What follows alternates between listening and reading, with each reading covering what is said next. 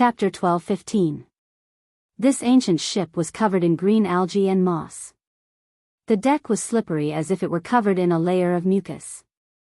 Dozens of people in ragged clothes were standing on it. They looked up with empty eyes and stared at Tang Zheng and the Empyrean fairy in the air. The Empyrean fairy and Tang Zheng were shocked when they saw their eyes. There was nothing in their eye sockets. Their eyeballs had long since disappeared, leaving only empty eye sockets. Additionally, their heads and many other parts of their bodies revealed eerie white bones. Rotten flesh hung from many of them. Even from dozens of meters away, the sea breeze seemed to carry a fishy smell. It turned out that the ragged clothes were hiding such bodies.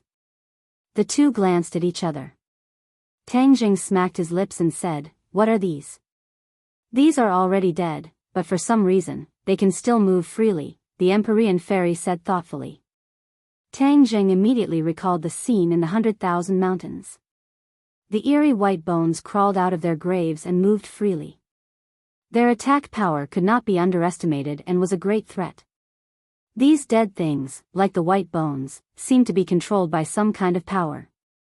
"This place is strange, so we must be careful," the Empyrean fairy warned. "I'll go on the ship and see what's going on." Tang Zheng was about to dive down after saying this, but before he could do anything, a series of whooshes rang out and shot toward Tang Zheng and the Empyrean fairy. The enemy had taken the initiative to attack. Tang Zheng snorted. "A bunch of dead things dare to provoke us? I'll let you see what a real arrow is." Buzz! The bowstring vibrated as the sunshot arrow flew out. Whoosh! Whoosh! Whoosh! One arrow turned into 9 and shot down at lightning speed. Clang! Clang! The enemy's arrows could not withstand a single blow and collapsed under the sunshot arrows. The shooting sun arrows instantly reached the deck and turned into streaks of cold light, shuttling between the enemies. The sound of bones being pierced rang out one after another. Pata, as long as someone was struck by the arrows, they would quickly fall to the ground and turn into pieces of bone. When the other enemies saw this, they scattered in all directions. But how could they escape the shooting sun arrows? In the blink of an eye, they were caught up. With a few thuds, they also fell to the ground in disorder.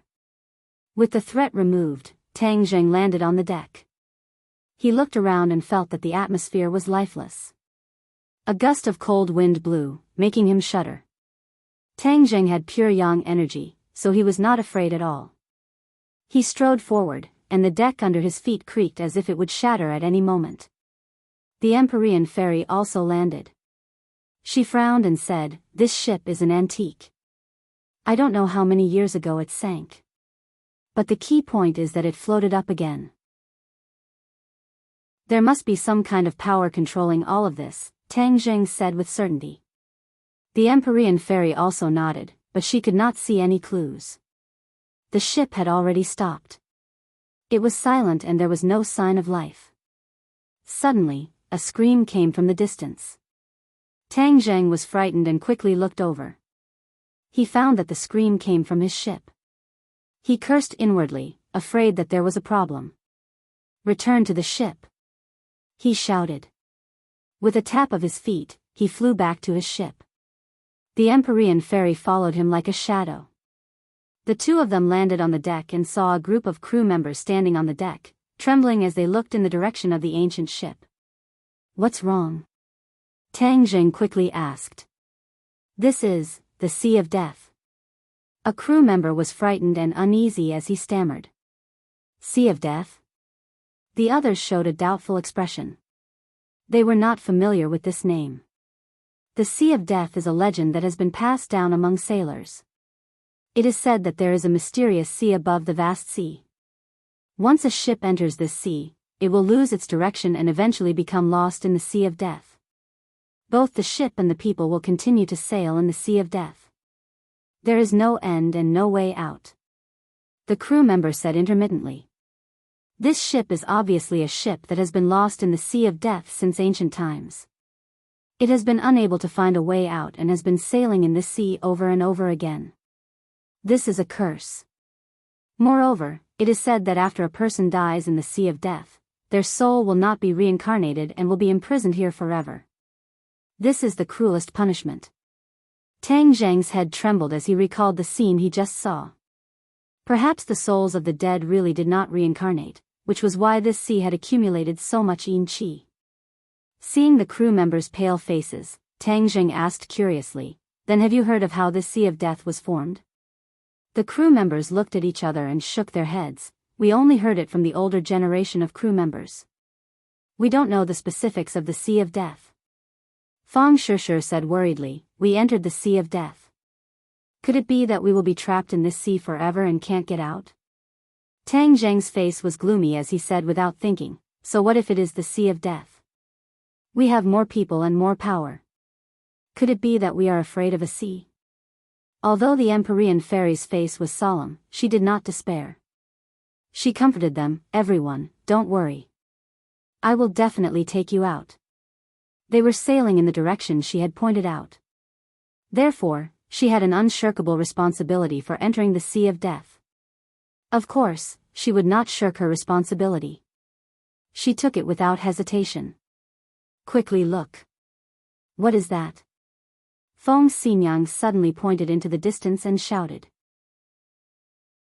Everyone turned to look at the source of the sound, only to hear a loud rumble. A colossal object rose from the bottom of the sea, breaking through the waves and floating to the surface of the sea. Many people were dumbfounded, unable to calm down. This behemoth was a huge battleship. It looked like a modern battleship. Its mighty appearance was like a ferocious beast entrenched in the sea, breaking out from the depths of the sea. The bow of the battleship fiercely slammed into the surface of the sea, creating a wave that was several feet high. Then, the battleship turned around and fiercely charged towards the ancient ship. Pung!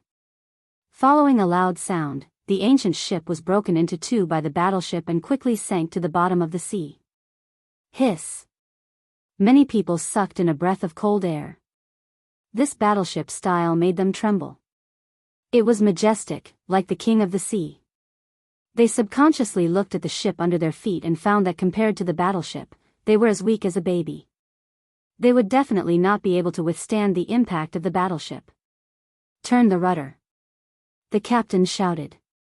The crew members seemed to have woken up from a dream and hurriedly turned the rudder to escape the battleship's rout. Everyone on the deck was in a mess and screams could be heard everywhere. "Don't panic," Tang Jing shouted. He seemed to calm everyone down. However, facing the fear of the unknown, this group of crew members did not know the details of Tang Zheng and the others. Naturally, they were terrified. They were in a mess and did not listen to Tang Zheng's words. Yan Luyun stood out and shouted, "Don't panic. Everyone, calm down. You are all members of the Yan family. Are you all so cowardly and afraid of death?" Swish! All the crew members calmed down. Yan Liuyun's words were clearly more intimidating than Tang Zheng's. After all, these people were all members of the Yan family and recognized Yan Luyun more. Yan Liuyun's aura surged as he said in a stern voice, "The Sea of Death may be useful to others, but it is definitely useless to us. Everyone calm down and listen to my orders. I guarantee that you will be able to return home safe and sound. I, Yan Luyun, will always be with you." Seeing that even the young master of the Yan family was with them, they were mostly insignificant people. What was there to be afraid of? Thinking to this point, the fear in the hearts of the crew members gradually dissipated. They finally calmed down. Seeing the battleship rushing over, they no longer had the fear from before. Yan Luyun took a deep breath. He was also a bit panicked, but he believed in Tang Zheng's strength. Although the current situation was strange, Tang Zheng definitely had a way to get through it. This was a kind of unreserved trust. "Young Master Tang, you take command," Yan Luyun said. Tang Zheng nodded and said, "Let's avoid the battleship first. Then we'll board the battleship to investigate the situation." "Yes." The captain gave the order and continued to turn the rudder, successfully avoiding the battleship. The battleship broke through the sea with a crash and rushed past the ship's previous position. The huge waves it set off seemed to be displaying its might.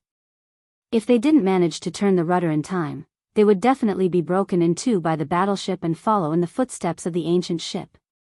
The battleship's attack missed. An angry roar rang out from the battleship. The battleship suddenly turned and charged forward. Pang! With a loud bang, the cannonball on the warship was fired.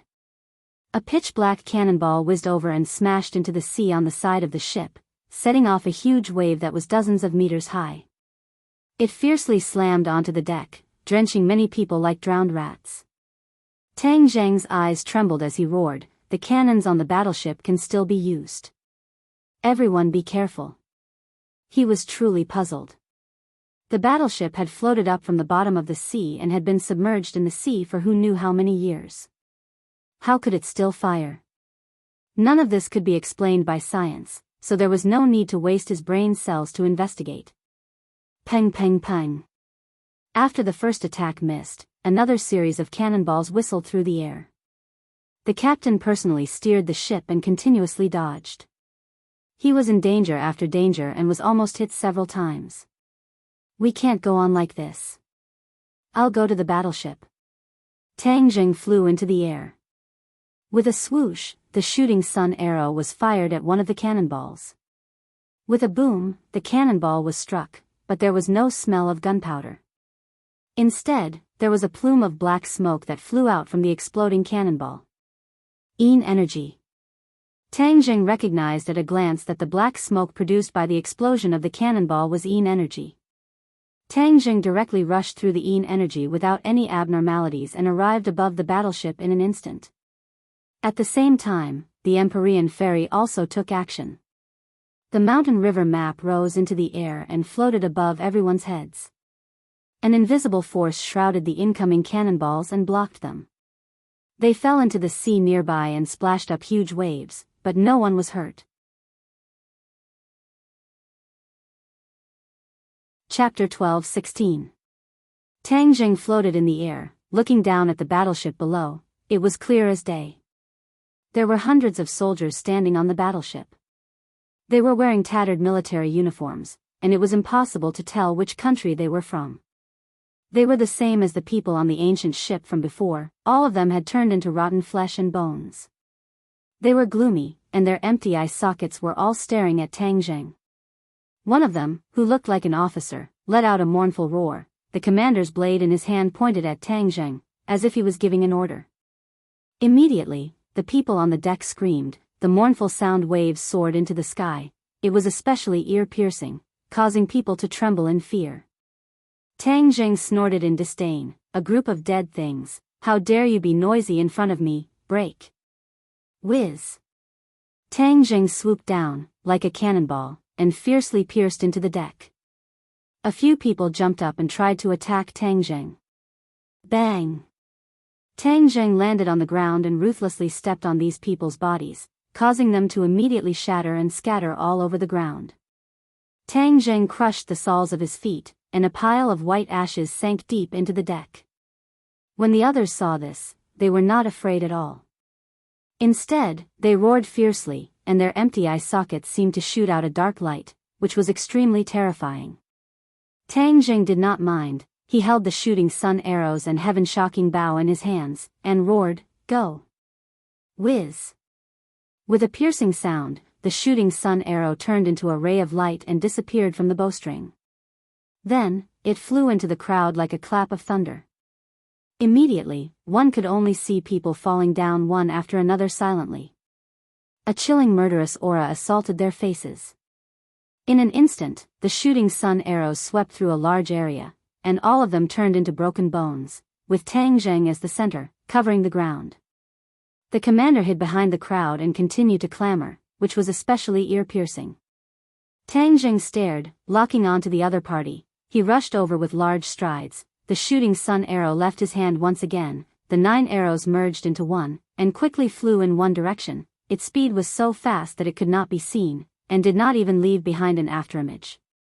With the shooting sun arrows leading the way, Tang Zheng followed behind them as if there was no one around. As soon as the shooting sun arrows came into contact with the people in front of him, they fell to the ground and turned into pieces. The commander kept retreating, as if he was also afraid. But it was too late. How could he escape the shooting sun arrows? The shooting sun arrows firmly enveloped him, making it impossible for him to retreat. There was no way out. In the next second, the shooting sun arrow was about to shoot into his head. However, the shooting sun arrow stopped right in front of his forehead, just a hair's breadth away from him. If it had moved a little bit further, it would have pierced right in, ending his life in an instant. Tang Zheng came in front of him and grabbed his head. He had no room to resist and could only let Tang Zheng do whatever he wanted. "Who are you?" Tang Zheng roared in a low voice as he questioned. The other party looked at him with empty eye sockets and roared like an angry lion, but he didn't say a complete sentence. Tang Zheng frowned. He felt a steady stream of yin energy passing from the top of his head to his palm. It seemed to want to drill into his meridians, but it couldn't break through his defense and could only linger in his palm. "It seems that you don't have real intelligence. You're really a dead thing," Tang Zheng said disappointedly. As soon as his voice fell, he let go of his hand. At the same time, with a bang, the head immediately exploded into a pile of powder. When the others saw that the commander had been killed, their angry voices almost became a tide, trying to drown out Tang Zheng. Tang Zheng smiled faintly and walked forward. With a point of his finger, the shooting sun arrows automatically flew up. It was as if they were his arms. They were telepathically connected and shuttled through the crowd. Not long after, everyone fell to the deck. Not a single enemy could stand up. A gust of wind blew up from the surface of the sea, carrying with it the yin energy on the deck of the ship as it rose into the air and merged with the seawater. The battleship stopped. Tang Zheng stood at the bow and looked at the people on his ship. Everyone breathed a sigh of relief. Seeing that Tang Zheng alone had swept away the enemies on the battleship, this showed that they weren't completely at a disadvantage. Of course, the ordinary crew deeply understood Tang Zheng's strength. They couldn't help but secretly admire him. "Good." A cheer sounded from the crew, as if giving them courage. Thunderous cheers rose and fell one after another. "Golyulu." A bubbling sound quietly sounded and fell into Tang Zheng's ears. He quickly looked down and found that the sea seemed to be half boiling. Bubbles appeared one after another. The bubbles burst, releasing clouds of black gas, little by little rising into the air. A dense fog rose above the sea. The others also discovered this and cried out in alarm. "What's going on?" The sea was boiling. Even the experienced crew had never seen such a scene before. They were all shocked. Tang Zheng leaped up and jumped back to his own ship from the battleship. He stood with everyone and asked, "Does everyone know what's going on?" No one answered. The Empyrean fairy also fell into silence. She stared blankly at the boiling sea with a strange expression. Tang Zheng didn't disturb her. Instead, he comforted the others and asked them to calm down. They had seen Tang Zheng's extraordinary ability and were very happy with his comfort. Their panic was relieved. The sea was boiling more and more violently. The bubbling sound seemed to come from the bottom of people's hearts. It was like the boiling of people's blood, giving people a very strange and uncomfortable feeling. Voila! The seawater automatically parted to two sides, opening up a huge fissure. It was so dark that it was impossible to see what was inside the fissure, but the fissure was like a monster opening its mouth, as if it wanted to swallow everything on the surface of the sea. Is there a demon beast? Tang Zheng recalled his previous experience and couldn't help but think. How can it be a demon beast? The inner demon's voice sounded. This sea is a bit strange. I can't see through it. In my time, everyone was on the continent. Very few people would go to the sea. Therefore, I know nothing about the Sea of Death. But there is one thing. The yin qi in the Sea of Death is too strong. I don't know how many people have died here. Hearing the inner demons refuting the judgment of the demon beast but couldn't see through it, their mood couldn't help but become heavier. Even with the inner demon's knowledge and cultivation, they couldn't see through the sea. This place was really strange. The crack on the sea became bigger and bigger. It was like the sea opening its mouth to swallow the world. The water flowed into the crack like a waterfall. It was unknown how high it was. The battleship followed the water flow and flowed into the crack. With a loud bang, the battleship fell into the crack. Only the sound of cracking could be heard. Everyone guessed that this steel battleship had probably been smashed into smithereens, broken into pieces. The steel battleship that could ride the wind and break the waves couldn't withstand a single blow from this power. Humans were especially small. Back off. There was no need for Tang Zheng's command. The captain had already issued a command. He turned on all the power and spared no effort to retreat. He only wanted to get as far away from the crack as possible. But the power of the water flow was too great. It was so great that even modern ships couldn't resist it. Even if they turned on all the power, there was no way to retreat. They could only watch as they got closer and closer to the crack.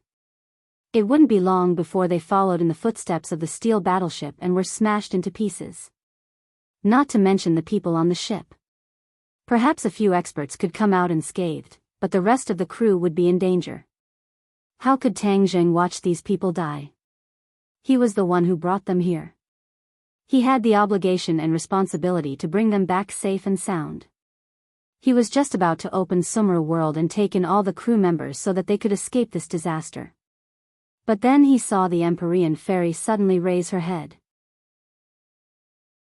As if waking up from a dream, her eyes lit up. She stared at the crack and shouted, "Don't act rashly." Tang Zheng unconsciously stopped his movements and curiously looked at her and asked, "What's wrong?" The Empyrean fairy muttered to herself, "This feeling is becoming more and more familiar." She stared fixedly at the crack and the flowing water. She had never seen such a scene before, but there was a mysterious familiarity in her heart. It was very strange. But she was willing to take the risk and trust her intuition. Thus, she stopped Tang Zheng. Everyone looked at her curiously, wondering what new discovery she had made. They quietly waited for her to continue, but there was no explanation. Everyone's hearts were in their mouths again. Tang Zheng couldn't help but ask, "How do you feel?" The Empyrean fairy didn't say anything else. She just stared at the crack with her eyes fixed on it. Tang Zheng had no choice but to take action. But due to his trust in the Empyrean fairy, he suppressed this impulse. But as they approached the crack, the atmosphere became particularly somber. Everyone's breathing became heavy. On the verge of death, everyone's reactions were completely different. Some were crying, some were laughing, and some were throwing tantrums. But those close to Tang Zheng didn't have much of a reaction. They only looked at Tang Zheng. As long as he gave the order, they would act accordingly. They trusted Tang Zheng completely. Among them, Yan Qingyi's expression was the calmest. There wasn't even the slightest ripple. Although she wasn't as powerful as the others, her conviction was incomparably firm. Few people could compare to her. In her prophecy, she had seen these people standing in front of the giant divine gate. Thus, she was fearless and believed that the crisis before them couldn't completely defeat them. The ship had been pulled to the edge of the crack. The rumbling water flowed down, striking the souls over and over again. Many people were trembling from the depths of their souls. Tang Zheng was also a little anxious. After all, if he didn't take action now, it would really be too late. But the Empyrean fairy's determined look made him not dare to act rashly. He was deeply afraid of disrupting her plan. But she was so mysterious and didn't explain clearly. It was hard to guess what was true and what was false. This feeling was really uncomfortable. "Okay, then I choose to believe you. I hope you won't disappoint me," Tang Zheng said. He simply gave up on counterattacking and stared at the Empyrean fairy. The Empyrean fairy looked at the crack in the water, her eyes brightening. Chapter 12:17. Seeing that the ship had reached the edge of the chasm and was about to fall into the bottomless chasm, many people's faces turned pale. The courage and composure that they had just regained were all gone. Tang Zheng took a deep breath and finally couldn't help but shout, "Fu Yao!" Amidst his shout, the others tightly gripped the ship's railing and gritted their teeth. Their eyes couldn't help but reveal a look of despair. The Empyrean fairy remained motionless like a statue. Her eyes emitted a dazzling light like resplendent stars, so bright that no one dared to look directly at them. Suddenly, her cherry lips parted slightly and the corners of her mouth blossomed with pleasant surprise. She shouted, "Don't be impatient, we're saved." As if to fulfill her words, with a rumble, a huge wave surged out from the crevice shrouded in dense mist. It was dozens of meters tall and seemed to have erupted from the bottom of the sea. The seawater flowed backwards, counteracting the force of the downwards flow. The ship immediately came to a stop. Under everyone's watchful eyes, something floated up from the crevice. In front of this thing, the battleship from before was like a tiny dot. This was a towering mountain rising from the bottom of the sea, with the seawater parting on its own. Hiss! The crowd stared fixedly at this scene and gasped. The battleship was already shocking enough, but this mountain rising from the bottom of the sea made them unable to find any words to describe it. What is this? Question marks appeared in their minds one after another, but no one could answer. Tang Zheng's eyes were also filled with suspicion and shock. This sudden change made him unable to guess what was going to happen, and it was impossible for him to predict what was going to happen. But when he saw the Empyrean fairy's reaction, he couldn't help but ask, "Empyrean fairy, do you recognize this mountain?" A mountain peak floating on the surface of the sea was already extraordinary, but the 9 heavens profound maiden seemed to be very excited, as if she knew this mountain peak, causing Tang Zheng to mutter to himself. The Empyrean fairy looked straight ahead and said, "Of course I know it, this is the destination we've been looking for." Destination? Tang Zheng was suspicious. A light flashed through his mind. "You mean the gate of heaven?" The Empyrean fairy smiled and nodded slightly. "Of course, other than the Elysium, what else is there?" Elysium? Tang Zheng looked up, but he didn't see the door that Yan Qingyi had drawn. He only saw towering mountains that seemed to reach into the clouds. "This is the gate of heaven." The Empyrean fairy pointed at the mountain and jumped from the deck to the mountain. The mountain was verdant and lush. It was hard to believe that it actually floated up from the bottom of the sea. The others looked at each other, not knowing what to do. Yan Qingyi walked up to Tang Zheng and said, "What are you waiting for?" As if waking up from a dream, Tang Zheng hurriedly turned around and returned to the cabin. He picked up Yi Ding Dang and glanced at the others. "We'll go up the mountain. The crew will stay. Is there no danger?" The crew members were trembling with fear. Seeing the Empyrean fairy walk up the mountain without looking back, Tang Zheng said thoughtfully, "Everyone, don't worry. There won't be any danger. The crack has already been filled up by the mountain and the water flow has stabilized." The crew members didn't refute. They just looked at the others in shock. Yi Tianlei and the others naturally wouldn't stay on the ship. They all jumped off the ship. Yan Qingyi didn't know martial arts. Yan Luyun brought her up the mountain and the group chased after the Empyrean fairy. The Empyrean fairy walked for a while before stopping. She looked up at the towering mountain. The others caught up with her and asked curiously, "The gate of heaven is in this mountain. Why is it so different from what you've seen before?" From the Empyrean fairy's reaction, they could tell that she had never seen the Sea of Death before. That meant that it was very different from the last time she came to the gate of heaven. That was why Tang Zheng asked this question. The Empyrean fairy said in a deep voice, "When I saw this mountain, I understood everything. The reason why I didn't see the Sea of Death when I saw the gate of heaven was because the Sea of Death was created by the gate of heaven." "Is that so?" Everyone's hearts trembled. They couldn't believe it. The world changes. Anything can happen. The gate of heaven is a place of absolute ease. Over time, this area of the sea has been affected and turned into the Sea of Death. Any ship that passes by will be imprisoned in the Sea of Death. It's difficult to escape. This is the danger of a place of absolute ease. The Empyrean fairy explained without stopping. Everyone fell into deep thought. They gradually understood. If a place of absolute ease is so dangerous, what will we encounter? Fang Shishir asked curiously. The Empyrean fairy glanced at her and said, "Things have changed. We didn't encounter too much danger back then, but it's hard to say now." Everyone's heart sank. It seemed that this trip would really be dangerous. If the Sea of Death could be created, this mountain would definitely have unknown dangers. Everyone, be careful. I'll be at the front. If there's any movement, I'll definitely warn everyone. The Empyrean fairy said dutifully as she walked at the front. Follow closely. Don't fall behind. Tang Zheng reminded. He carried Yi Dingdang and walked forward. He was half a body's length behind the Empyrean fairy. His eyes were on the 6 directions and his ears were on the alert. Boom! A loud sound rang out. The ground beneath their feet shook violently. Everyone stopped in their tracks at the same time and looked around. The loud sound rang out again. It was like the sound of footsteps. It came from afar and approached, shaking everyone's hearts. What is it?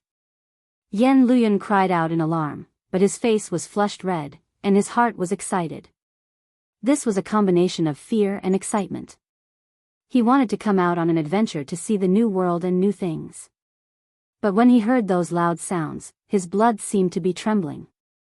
The Empyrean fairy gazed at a nearby mountain peak with a burning gaze. Suddenly, her eyes lit up.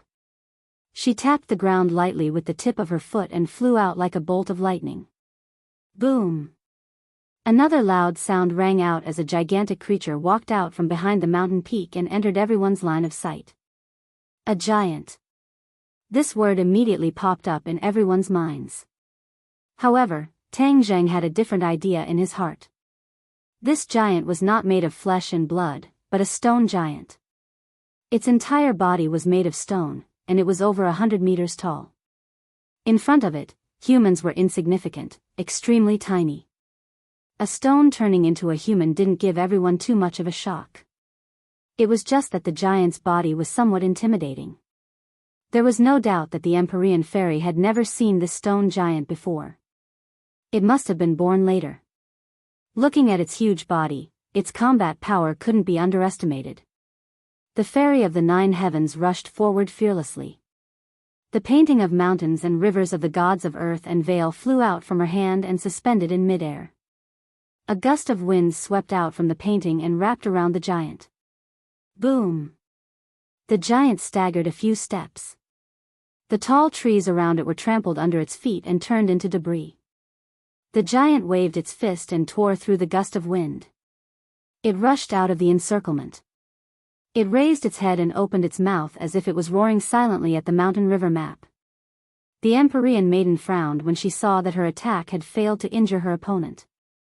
She cast another spell, and a huge stream of water gushed out from the painting of mountains and rivers of the gods of earth and Vale. It was as if the water of the Milky Way was pouring down on the giant's head. Under the impact of so many water droplets, the giant bent down and supported itself with its hands on the ground, resisting with difficulty. Bang! Finally, the giant couldn't bear it and fell on its knees, creating a large pit. Smoke and dust rose and the ground trembled. The Empyrean fairy said with a stern expression, "How dare you stir up trouble in the divine gate left behind by my father? If I don't kill you, I'm not the Emperor of Heaven's daughter." Swoosh! The mountain river map shone brightly and once again, something glittering with cold light fell. Ice blades. Everyone saw it clearly. The mountain river map was all-encompassing and its attacks were endless. The ice blades hit the giant's body and left white marks. The giant couldn't even raise its head. This storm-like continuous attack made the giant unable to resist at all. When the others saw the Empyrean fairy's true strength, they were shocked. Yan Luyan smacked his lips and exclaimed, "This is an expert."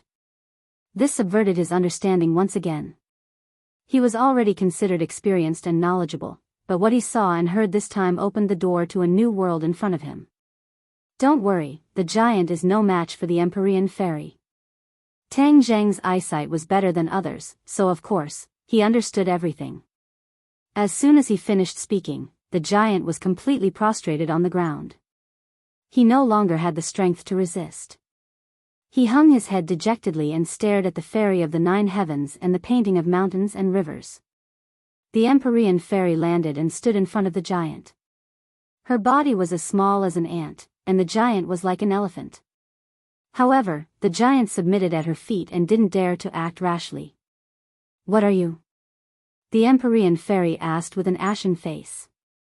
The giant opened its mouth, but no sound came out. "So it's just a useless thing."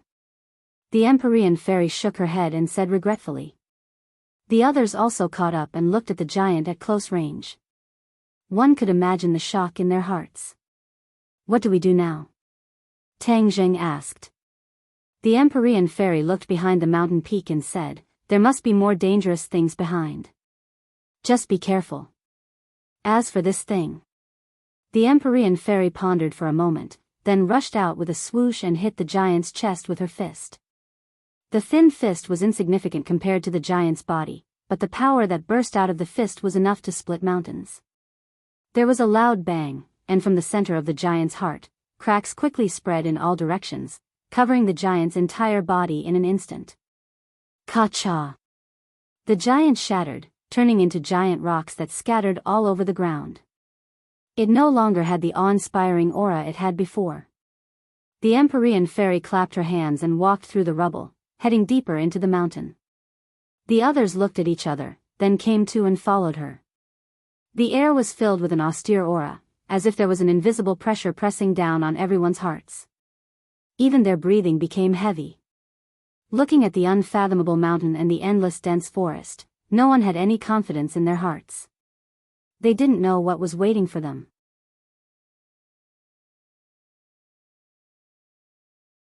Chapter 12:18. After walking for some distance, both sides were quiet. Other than the sound of their footsteps, there was no other sound. It was a dead silence that made one's hair stand on end. They went around the towering mountain peak and came to the depths of the mountain. The Empyrean maiden stopped in her tracks, and so did the others. They all looked up and stared ahead with burning eyes. A huge stone door stood in front of them. "Heaven's Gate!" Tang Zheng subconsciously shouted. He couldn't help but remember what the 5-clawed golden dragon said before. The Heaven's Gate was a secret place of the Fu clan.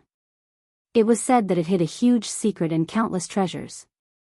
If he could enter the Heaven's Gate and obtain these, he could become the new Emperor of Heaven. Besides, Ji Wuxiang also had bad intentions towards the Heaven's Gate. The Heaven's Gate was a place of absolute Yin, and it was also the Fu clan's hunting ground. The fact that the Empyrean fairy was willing to share it showed that she was open-minded. Now that he had the chance to enter the Heaven's Gate, other than saving Yi Dingdang, he could also see the wonders of the Heaven's Gate. Of course, he never expected to be able to see through the secrets of the Heaven's Gate and become the new Emperor of Heaven. The others stared at the Heaven's Gate and sighed in amazement. "Is this the Heaven's Gate? It's so majestic, so extraordinary." The Empyrean fairy's eyes also became passionate. All kinds of emotions surged in her heart. Too many memories appeared in the depths of her mind like a movie. She had been pampered since she was young and lived a carefree life. Her father brought her across the ocean to the Heaven's Gate. When she saw the Heaven's Gate, she was shocked and asked what it was. The Emperor of Heaven didn't answer her. He only brought her through the giant door. What happened next completely overturned her worldview, causing her to be imprisoned here for over 1,000 years. After traveling through time and space for over 1,000 years, she escaped and left Heaven's Gate. However, when she returned to the continent, everything changed. The Celestial Emperor disappeared and became a legend. In addition, she had also heard rumors about the Heaven's Gate. It was said that the Heaven's Gate was a secret place of the Fu clan, and once one found the Heaven's Gate, he could become the new Emperor of Heaven. After the Empyrean fairy recovered from her shock, she didn't know whether to laugh or cry. At the same time, she also understood the Emperor of Heaven's painstaking efforts.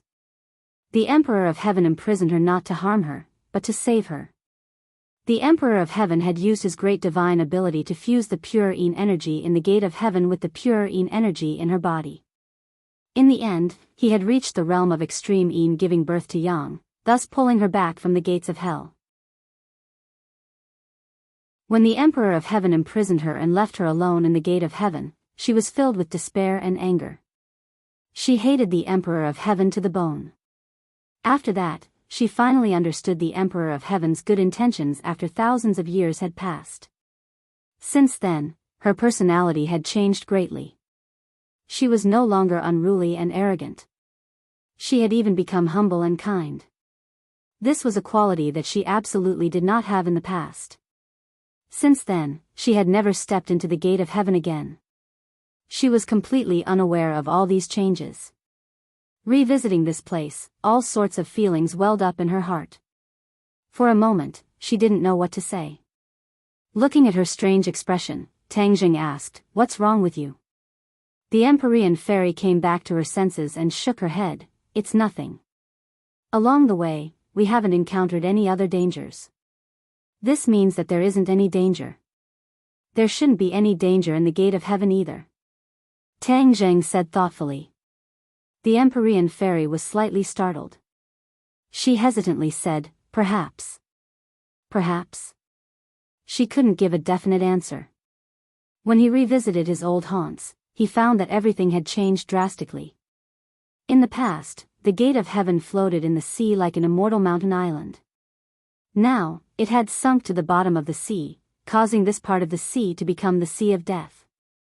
All these changes made it impossible for her to figure out the specific changes and current situation of the gate of heaven. Tang Jing opened his mouth, but couldn't say a word. His heart gradually sank. The Empyrean fairy couldn't determine the changes in the gate of heaven. Didn't that mean that there was a possibility that changes had also occurred in the land of absolute Yin, which delayed the rescue of Yi Dingdang? He lowered his head and looked at Yi Dingdang's eyes. There was a glimmer of hope in them. Yi Dingdang also didn't want to die. She wanted to continue staying by Tang Jing's side. Especially after seeing the gate of heaven, her survival instincts became even stronger. "Dingdang, I will definitely cure you so that you can always stay by my side." Tang Jing secretly gritted his teeth and silently made up his mind. Yan Qingyi looked at the gate of heaven with an excited expression. She subconsciously wanted to reach out and touch the gate of heaven. She muttered to herself, "It's this scene, it's this scene." This was the scene she had foreseen. However, the voice that guided her did not appear in her mind. Therefore, in addition to her excitement, there was also a trace of regret and melancholy in her expression. "Come, let's go in." The Empyrean fairy took the lead and walked to the front of the gate of heaven. She stretched out her finger and a drop of bright red blood spurted out from her fingertip. Her finger slowly approached the gate of heaven. Finally, the tip of her finger came into close contact with the gate of heaven. With the tip of her finger as a dot, the blood quickly spread in all directions. It was like veins, and in the blink of an eye, it covered the entire gate of heaven. The gate of heaven glowed with a red light. It was like a rosy cloud, enveloping the surroundings of the gate of heaven. Everyone was stunned. They all widened their eyes and stared at this scene. Tang Jing's hand that was hugging Yi Dingdang tightened involuntarily. He looked at the red light excitedly. He suddenly realized why the five-clawed golden dragon said that the Fu clan was required to open the gate of heaven. It turned out that the Fu clan's bloodline was required. This drop of the Empyrean fairy's blood contained the power of the Fu clan's bloodline inheritance. It was the key to opening the gate of heaven. This was a restriction set by the Emperor of Heaven, Fuxi. No one else could break it. The capillary-like thin lines completely covered the gate of heaven. The gate of heaven seemed to come alive. It moved backwards bit by bit. With a rumbling sound, a crack appeared in the gate of heaven. The gate of heaven opened. The crack became bigger and bigger. There was no light behind the gate of heaven. Instead, it was darkness. The deep darkness was filled with a terrifying power that could take one's soul away. No one dared to look inside. It was as if they looked, their eyeballs would sink into it and they would not be able to pull themselves out. Everyone became more and more excited. They did not even dare to blink as they stared at the gate of heaven. The Empyrean fairy continued to cast her spell. The meridians on the gate of heaven completely released their power. The gate of heaven slowly opened. After a few minutes, the gate of heaven opened completely. The darkness rushed towards them as if it was going to swallow the gate of heaven and earth. Everyone looked away with difficulty. They looked at each other, not knowing what to do. The Empyrean fairy stopped casting her spell. She pointed to the back of the gate of heaven and said, "This is the back of the gate of heaven. To save her, we must enter the gate of heaven. The pure Yin energy here will be the purest. It will be the best for nourishing her body and soul and rejuvenating her vitality." Tang Zheng nodded. He carried Yi Dingdang and strode in without hesitation.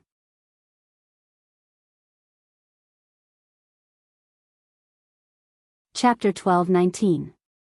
The darkness behind the divine gate was so dark that they could not even see their own fingers, but it was not a problem for them. The Empyrean fairy pointed her finger at the void, and a ball of primordial fire rose from her fingertip and floated in mid-air, illuminating the surroundings. Everyone widened their eyes and turned their heads to look, only to find that the divine gate was unfathomably huge, and the fire could not illuminate the entire area. The divine gate has always been this huge, no need to make a fuss. The Empyrean fairy understood their thoughts and explained.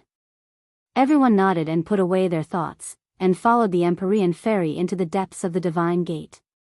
The darkness gave them a lot of psychological pressure, and some of them could not help but breathe heavily. The thumping of their footsteps in the spacious divine gate was particularly ear-piercing, adding to the invisible pressure. "How far is it?" Tang Zheng asked. The Empyrean fairy did not turn her head and said, "Although the divine gate is a place of absolute Yin, but in terms of absorbing pure Yin energy to save people, the divine bed is the core of the divine gate. The pure Yin energy on it is rich enough, so it can save twice the effort and increase the success rate." Divine bed? Tang Zheng raised his voice in surprise. Yes, the divine bed is the core of the divine gate, and it gathers all the pure Yin energy in the divine gate. The Empyrean fairy added. Back then, she had to absorb pure Yin energy to save herself, and this time, she had to lie on the divine bed for hundreds and thousands of years. She had a deep understanding of the magical properties of the divine bed. Suddenly, a golden light flashed on Tang Zheng's arm, and the five-clawed golden dragon's voice rang out. "It is said that the divine gate contains many treasures of the Fu clan, and once you obtain these items, you may become the new emperor of heaven, is that right?" Tang Zheng was shocked by the five-clawed golden dragon's sudden question, but he forcibly suppressed his curiosity.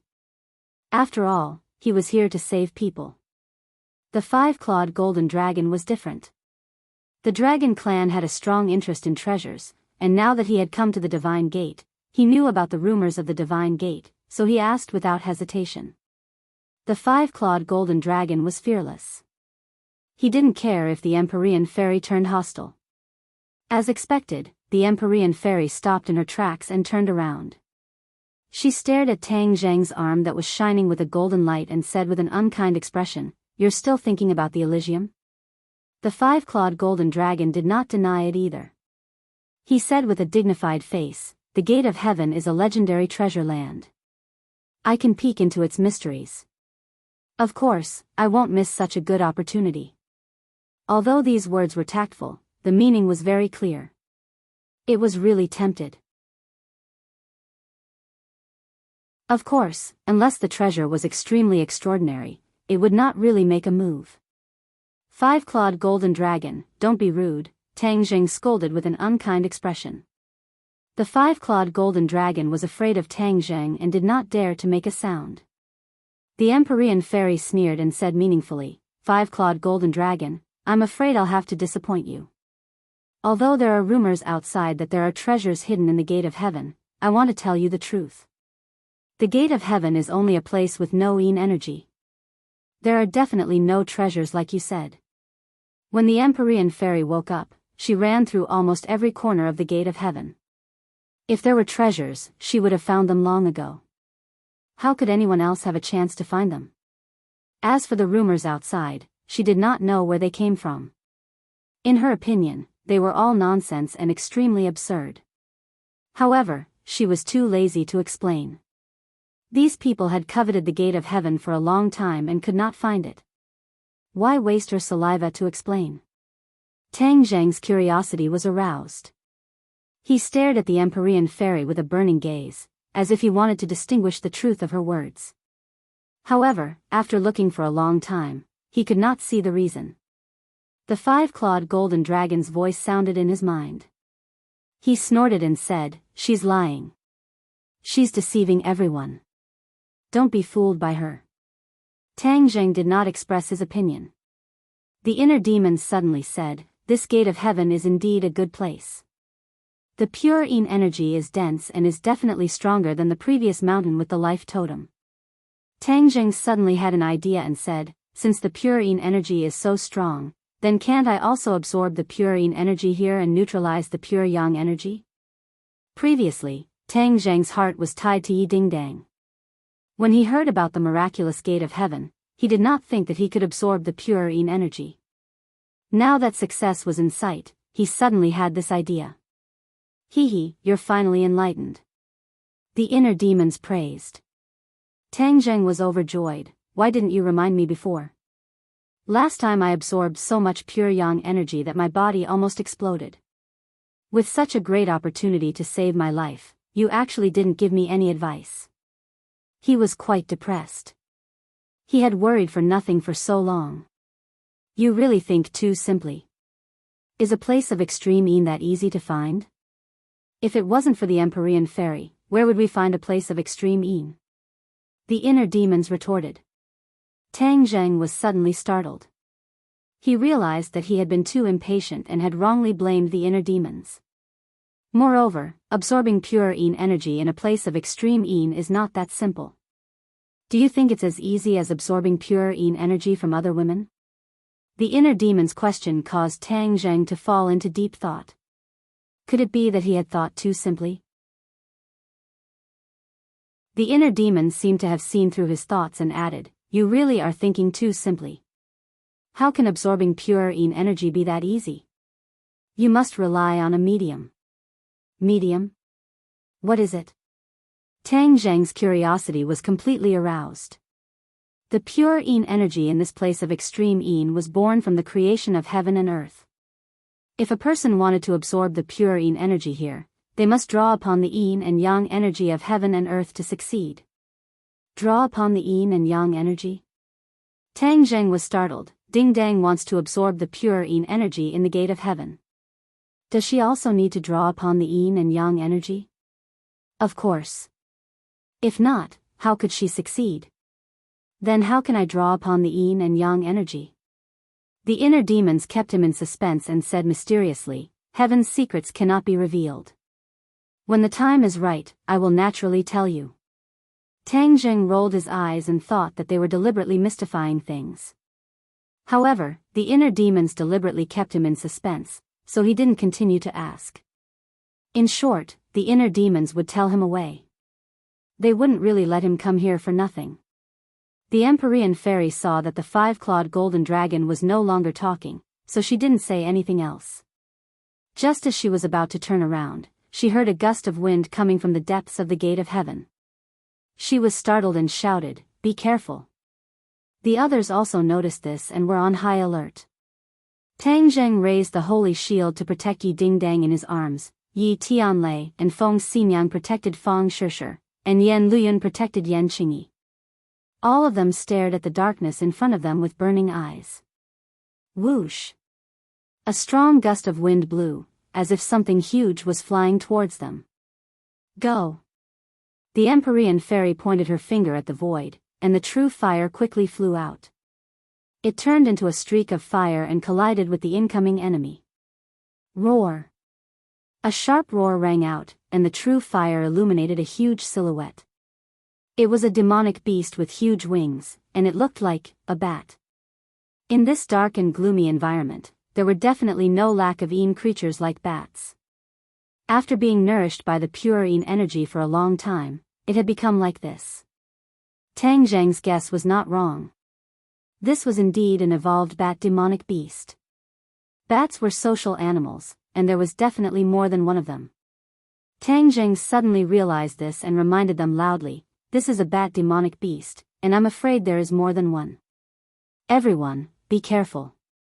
He did not know the specific dangers of the bat demonic beast, so he could only remind them loudly. Bats were afraid of fire, but this bat demonic beast was not afraid of the true fire. It actually rushed towards the true fire. After colliding with the true fire quickly ignited it, and it turned into a ball of flame, dancing in the air, and its shrill cries resounded through the gate of heaven. Whoosh! Whoosh! Whoosh! In an instant, a strong gust of wind blew in front of them, like a tornado, sweeping out from the depths of the gate of heaven. The terrifying pressure made everyone unconsciously nervous. A large group of bat demonic beasts is coming. The Empyrean fairy shouted. She pointed her finger at the void, and the true fire appeared between her fingers, interweaving into a fire net in the air. Puff! Puff! Puff! The strong wind blew and extinguished many flames, but the power of the fire net was still not to be underestimated. Many bat demonic beasts crashed into the fire net and immediately turned into balls of flame, fleeing in all directions and screaming. However, there were too many bat demonic beasts, and the fire net was eventually broken through. In an instant, a dark mass of bat demonic beasts flew over, and a foul smell hit them, making it difficult to breathe. The Empyrean fairy stood in front of everyone and roared, "A group of beasts, how dare you occupy my gate of heaven? All of you, die." As soon as she finished speaking, a ball of light flew from her hand and floated in the air. It was the stately painting. The stately painting suddenly rolled up like a bag with a big opening. The bat demonic beasts at the front were immediately sucked into the stately painting. Seeing this, the other bat demonic beasts retreated. However, it was too late. The fairy of the 9 heavens was enraged. The painting of mountains and rivers of the gods of earth and vale danced in the air, immediately sweeping up a large group of demonic bat beasts. Without a sound, these demonic bat beasts disappeared. The painting of mounts and rivers of the gods of earth and vale was another world. Once one was sucked into it, one would be at the mercy of the fairy of the 9 heavens. There was a world of difference between the strength of these bat demons and the fairy of the 9 heavens, so they were easily sucked into the painting. Let's see where you can run to. The Empyrean fairy's mind moved, and all the bat demonic beasts in the gate of heaven were sucked into the stately painting, and there was no longer a trace of mournful cries. When the others saw this scene, they all breathed a sigh of relief. The bat demonic beasts looked particularly scary, especially when there were so many of them. If it was an ordinary person, it would take a lot of effort to defeat so many. However, this was not a problem for the Empyrean fairy. The Empyrean fairy put away the stately painting and let the true fire soar into the sky to light up the path ahead. She said loudly and clearly, "Let's go. I want to see what else is occupying the gate of heaven." The gate of heaven was the place where she had lived for hundreds and thousands of years. It was also a relic left to her by the Emperor of Heaven. It was extremely important to her, and she would not allow others to touch it, especially a group of demonic beasts.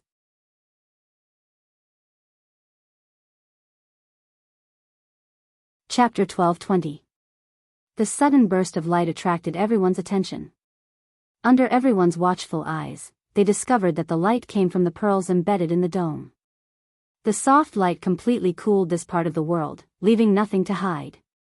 Ah! Fang Shusher's pupils shrank as she instinctively cried out in alarm.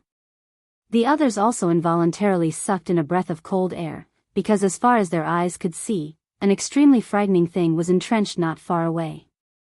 It raised its head high and looked down at them condescendingly. Those 2 huge eyeballs were like 2 flickering lights, causing people to shudder. Snake! This was a huge snake. Its huge body was entrenched in front of them, and there was actually a horn on its forehead. Tang Zheng had seen a similar monster in the 100,000 mountains. It was a snake that evolved into a flood dragon. It was the easiest place to breed these things. Previously, there was a bat monster, so it wasn't too strange to see a flood dragon. The Empyrean fairy strolled towards the flood dragon with an unfriendly expression. She scolded, "Get down here." Hiss. The flood dragon spat out its red tongue, its eyes revealing an ominous glint. It sized up the Empyrean fairy from head to toe, as if it was evaluating her battle strength. "Get down from the heavenly bed. How dare a beast like you occupy the heavenly bed?" Heavenly bed? Everyone's pupils shrank as they looked down at the flood dragon's huge body. There was indeed the shape of a bed faintly discernible. Could that be the heavenly bed? The flood dragon was entrenched on the heavenly bed, absorbing the pure energy on the heavenly bed. No wonder it transformed into a flood dragon. Inner demons, didn't you say that humans can't directly absorb pure energy? It can only be done by using the power of yin and yang. Why can this thing? Tang Zheng asked suspiciously. The inner demons clicked his tongue and said, "Humans are the spirit of all things, but they also have their limits. All things in the world have their own characteristics and advantages. Other creatures naturally have advantages that humans don't have. Do you understand?" Tang Zheng seemed to understand but didn't. This is what it means for all living things to be equal. No one species can have all the advantages. That would be a great injustice, something that is impossible to happen, the inner demons patiently added. Tang Zheng finally understood. No wonder there was an ancient saying that all living things were equal. This sentence contained the truth of the great Tao, but ordinary people would not be able to discover the mystery behind it. This flood dragon stayed in Heaven's Gate for a long time. Over time, it absorbed the pure energy and gained sentience. Then, it cultivated bit by bit until it finally reached its current level. Unfortunately, its good days have come to an end. The inner demon said. Looking at the Empyrean fairy's angry look, Tang Zheng also understood that the flood dragon's good days were over.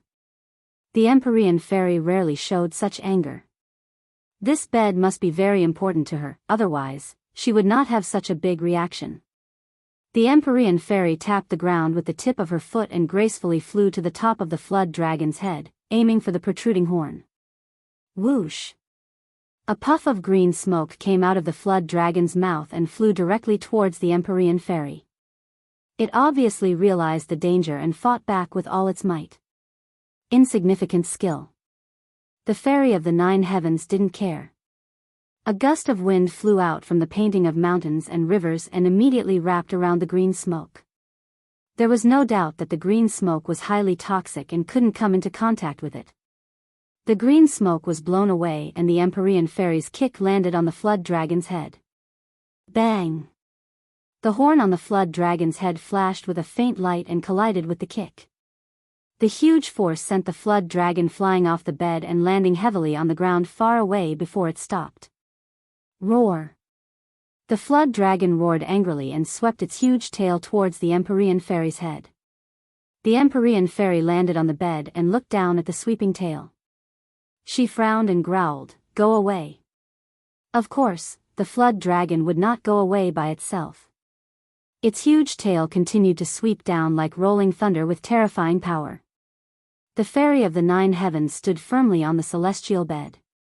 With a thought, a rock as big as a mountain fell from the painting of mountains and rivers. Bang! The rock hit the flood dragon's huge tail and crushed it under the huge rock. The flood dragon kept struggling, trying to get out from under the huge rock.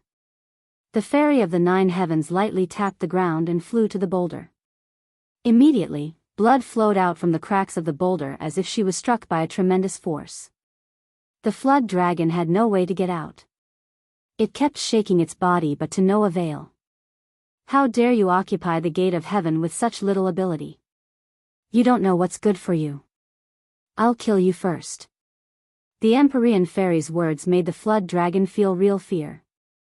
It had gained intelligence and knew who was stronger and who was weaker. Through this fight, it knew that it was far from being a match for this person. It would be better to beg for mercy. The Empyrean fairy looked indifferent and did not care at all. A cold light appeared in her hand and she aimed at the flood dragon's vital point. Suddenly, a golden light rose from Tang Zhang's arm and flew directly above the flood dragon. The Empyrean fairy stopped attacking subconsciously and looked at the golden light in surprise. She asked, "What are you doing? You're going to kill it anyway. It's a pity. Why don't you give it to me?" The five-clawed golden dragon's voice flew out from the golden light. In the golden light, the five-clawed golden dragon's eyes were shining. He stared at the flood dragon and thought to himself, "God is really helping me. I've been imprisoned under the imperial city for hundreds of years and my cultivation has deteriorated too much. Now that I have this flood dragon, it can help me improve my cultivation and skills." The flood dragon and the dragon could not be compared. The dragon was a higher existence and was the direction that the flood dragon strived for. However, they had many things in common. Therefore, the five-clawed golden dragon could use the flood dragon to improve its strength. "What do you want it to do?" the Empyrean fairy asked suspiciously.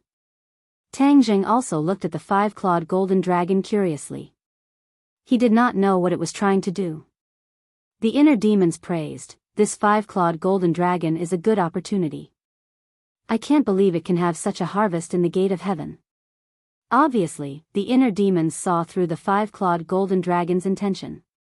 Tang Zheng was just about to ask the inner demons when the five-clawed golden dragon swooped down toward the flood dragon with a flash of light.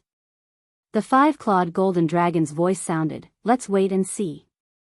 The golden light wrapped around the flood dragon and made it tremble violently.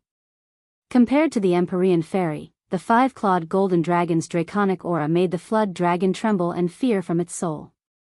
This was an instinctive fear. It had a deeper understanding of the draconic aura. This was something it had always been pursuing and it knew how powerful it was. Ow, ow, ow. A series of mournful screams did not change anything.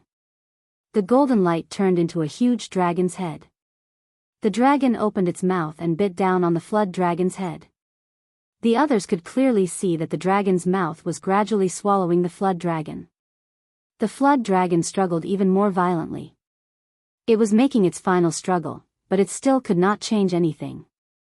The outcome was already decided. The flood dragon disappeared into the dragon's mouth. Roar. The dragon's mouth let out a deafening dragon's roar that resounded through the gate of heaven. It made people's eardrums buzz and made many people feel frightened. Yan Luyun and Yan Qingyi opened their eyes wide at the same time and stared at this scene. This was completely beyond their understanding. Even though Yan Qingyi was always calm, her heart was surging with stormy waves. The dragon's head disappeared and turned into a mass of golden light. The golden light kept rolling like the clouds in the sky. It seemed to be brewing something. The Empyrean fairy turned her head to look at Tang Zheng and asked, "What's going on?" Tang Zheng only understood half of what was going on and could not explain the specific situation. He shook his head in confusion and said, "I don't know." The Empyrean fairy showed a disappointed expression.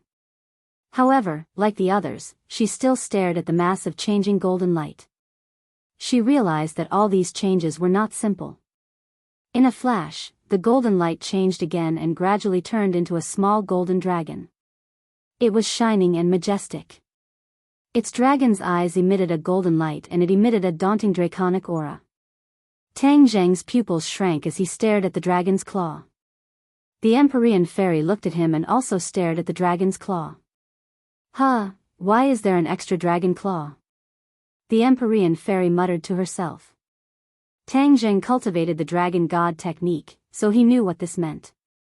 The five-clawed golden dragon's strength and cultivation had increased. It had even grown a sixth dragon claw. From now on, it was no longer a five-clawed golden dragon but a six-clawed golden dragon. This flood dragon was actually so useful. No wonder it could not help but rush out. This was indeed a rare opportunity like the inner demons had said. The six-clawed golden dragon's eyes were full of smiles. This was something it had dreamed of and now it had become a reality. It shook its head and wagged its tail, flying in a circle in the air. It was overjoyed and flew in front of Tang Zheng. Its dragon eyes stared straight at Tang Zheng. Tang Zheng reached out and touched the dragon's head. The others saw this scene and sucked in a breath of cold air. This was more shocking than pulling a tooth out of a tiger's mouth. The key point was that the six-clawed golden dragon did not show any signs of impatience. It was as docile as a kitten and did not have the domineering aura that dragons should have. Although the six-clawed golden dragon's strength had increased, its soul brand was still there. Therefore, even if it was domineering, it still had to restrain itself. It did not dare to have a temper. "Congratulations," Tang Zheng said from the bottom of his heart. The six-clawed golden dragon looked into his eyes and nodded, "Thank you." After saying this, it nodded towards the Empyrean fairy as a sign of gratitude. After all, if it was not for the Empyrean fairy bringing them to the gate of heaven, it would not have had this opportunity. The Empyrean fairy did not look sideways.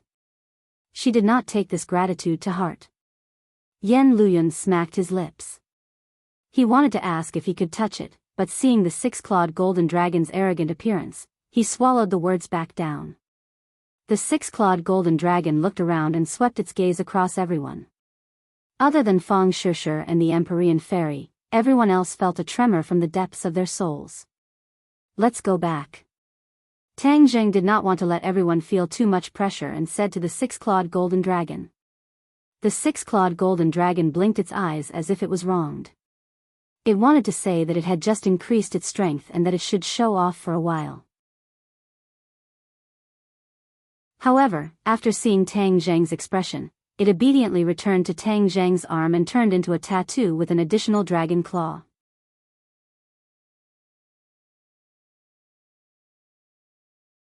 Chapter 12:21. The pure Yin energy caused Tang Zheng's emotions to surge as he stared at the sky bed with shining eyes. The Empyrean fairy noticed Tang Zheng's strange behavior and said, "The sky bed is where the pure Yin energy gathers in heaven's gate of extreme Yin. It contains an extremely strong amount of pure Yin energy. If you want to save her, you can only do it here." She sighed as she spoke. Back then, she had relied on the sky bed to escape disaster. It was precisely because she had absorbed too much pure Yin energy that a lot of it was used up. However, it was still a lot, and normal people would not be able to handle it. "What method do you have?" The Empyrean fairy did not know how Tang Zheng was going to inject pure Yin energy into Yi Dingdang's body. There were two indispensable conditions for her to be able to absorb the pure Yin energy in the sky bed. First, she had the 9 Yin saint body and was very sensitive to pure Yin energy. Her body also contained an extremely strong amount of pure Yin energy, so she could resonate with the pure Yin energy in the sky bed. Second, the Emperor of Heaven used a great technique to activate the pure Yin energy in the sky bed. Only then could she successfully absorb it. Neither of these conditions could be missing. Yi Dingdang did not have the same unique conditions and advantages as her. Therefore, the Empyrean fairy was very curious as to how Tang Zheng was going to do it. Tang Zheng did not know and could only ask the inner demons for a plan. The inner demons laughed. Before he could speak, Tang Zheng felt a wretched aura rush towards him. "Are you planning something bad?" Tang Zheng frowned and asked. The inner demons was indignant, "Am I that kind of person? I'm teaching you how to save someone. If you have such a dirty idea, then I won't say it." Tang Zheng rolled his eyes and was too lazy to argue with him. He said crisply, "Hurry up and tell me. Don't keep me in suspense." The inner demons naturally did not dare to change their mind at the last minute. They said resentfully, "By connecting the power of Yin and Yang, and thus allowing the power of pure Yin to circulate between heaven and earth and the human body, it will naturally be easy to inject it into Yi Dingdang's body. The key is, how do you activate the power of Yin and Yang?" Tang Zheng asked. "You've already figured out a way, so why don't you know it?" The inner demons asked. Tang Zheng was confused. When did he figure out a way? Why do you say that? To connect Yin and Yang, you naturally need pure Yin energy and pure Yang energy to circulate and communicate. Only then can you succeed. Do you still not understand? The inner demons asked implicitly. Tang Zheng widened his eyes and said bitterly, "Inner demons, don't keep me in suspense." The inner demons were slowly unraveling the mystery. What is the highest amount of pure yin energy you've absorbed? It's... Tang Zheng hesitated for a moment. In the end, he did not say that difficult word. It was as if a bolt of lightning flashed through his heart and he quickly understood what the inner demons were referring to. The highest amount of pure yin energy that Tang Zheng had absorbed was of course when he had sex with those women. At that time, yin and yang were in harmony and harmonized with each other. From there, the pure yin and yang energy would circulate and reach a state of harmony between yin and yang. Tang Zheng gradually understood and asked with mixed feelings, "You're saying that I had sex with Ding Dang?" The inner demons chuckled, "You're not stupid. You don't respect yourself as an old man." Tang Zheng was indignant. He had never thought that doing this could save lives. This was a bit of a fantasy. The inner demons retorted angrily, "You've urged me time and time again. When I told you the truth, you said that I don't respect myself as an old man. How preposterous." Tang Zheng said embarrassedly, "Who would have thought that you would be referring to this method? But this is the only way. If you don't believe me, you can ask the Empyrean Fairy." Tang Zheng naturally could not ask the Empyrean Fairy. After all, it was too difficult to ask. But from the fact that the Empyrean Fairy did not know the specific method, the Empyrean Fairy also did not know anything. Only the inner demons could have the final say. Seeing that Tang Zheng was silent, the inner demons said helplessly, "Believe it or not, it's up to you." Tang Zheng's mind was full of thoughts. Everyone looked at him with burning eyes. He was like a puppet, thinking without moving. At this time, he was especially charming and refreshing. "Well, I'll believe you for now. If I find out that you're lying and can't save Ding Dang at all, I'll definitely not let you go." Tang Zheng threatened without holding back. The inner demons was speechless. After a moment of silence, he indignantly retorted, "You're biting Lu Dongbin like a dog biting Lu Dongbin. You don't know how to appreciate good intentions." Just as his voice fell, he realized that his words seemed to be pointing at the mulberry tree and cursing the locust tree. It could be seen that Tang Zheng was completely focused on Yi Ding Dang and did not bicker with him. He inwardly rejoiced and felt a lingering fear. Seeing that everyone was looking at him expectantly, Tang Zheng coughed and said in a deep voice, "As far as I know, there is indeed a way to connect the yin and yang forces and inject the pure yin energy from the gate of heaven into Ding Dang's body. However, this method is not suitable for outsiders to know. So, everyone does not need to know the specific details. You just need to know that I can save Ding Dang." Seeing that Tang Zheng was making a solemn vow and stuttering, it was obvious that there was a secret. Everyone's hearts were ignited with the flames of gossip. They stared at Tang Zheng intently, hoping that he would reveal the secret. Tang Zheng found it difficult to open his mouth. He did not know how to tell the truth. Moreover, the other party was Yi Ding Dang. If he said it openly, how could she face other people in the future? He took a deep breath and ignored everyone's eager eyes. He said calmly, "Everyone, please leave. The rescue needs a quiet environment. No one can disturb us. I'll stay and help you. I'm very familiar with the gate of heaven. Maybe I can help you with twice the result with half the effort." The Empyrean Fairy volunteered. Tang Zheng sighed and said to himself, "If you stay, how can I have a relationship with Ding Dang? I'm not the kind of person who likes to be exposed in public." So, he refused without changing his expression, "Thank you, but I don't need your help for the time being." Seeing that he repeatedly refused, everyone knew that he must have other secrets, but it was not convenient for him to express them. Everyone's curiosity was aroused, but there was nothing they could do. "All of you stay outside and guard. You must not let anyone come in and disturb us. Otherwise, we will give up halfway. Our hard work and effort will be wasted." Tang Zheng deliberately said it in a very serious manner to attract everyone's attention. Sure enough, when these words came out, many people's expressions became serious. Especially the Ye family and Fang Shishir. These two parties had a close relationship with Yi Dingdang, so of course they did not dare to lower their guard. Yi Tianlei took a step forward and patted his chest as he promised, "Don't worry, with me here, unless they step over my dead body, no one can even think of taking half a step into the mine."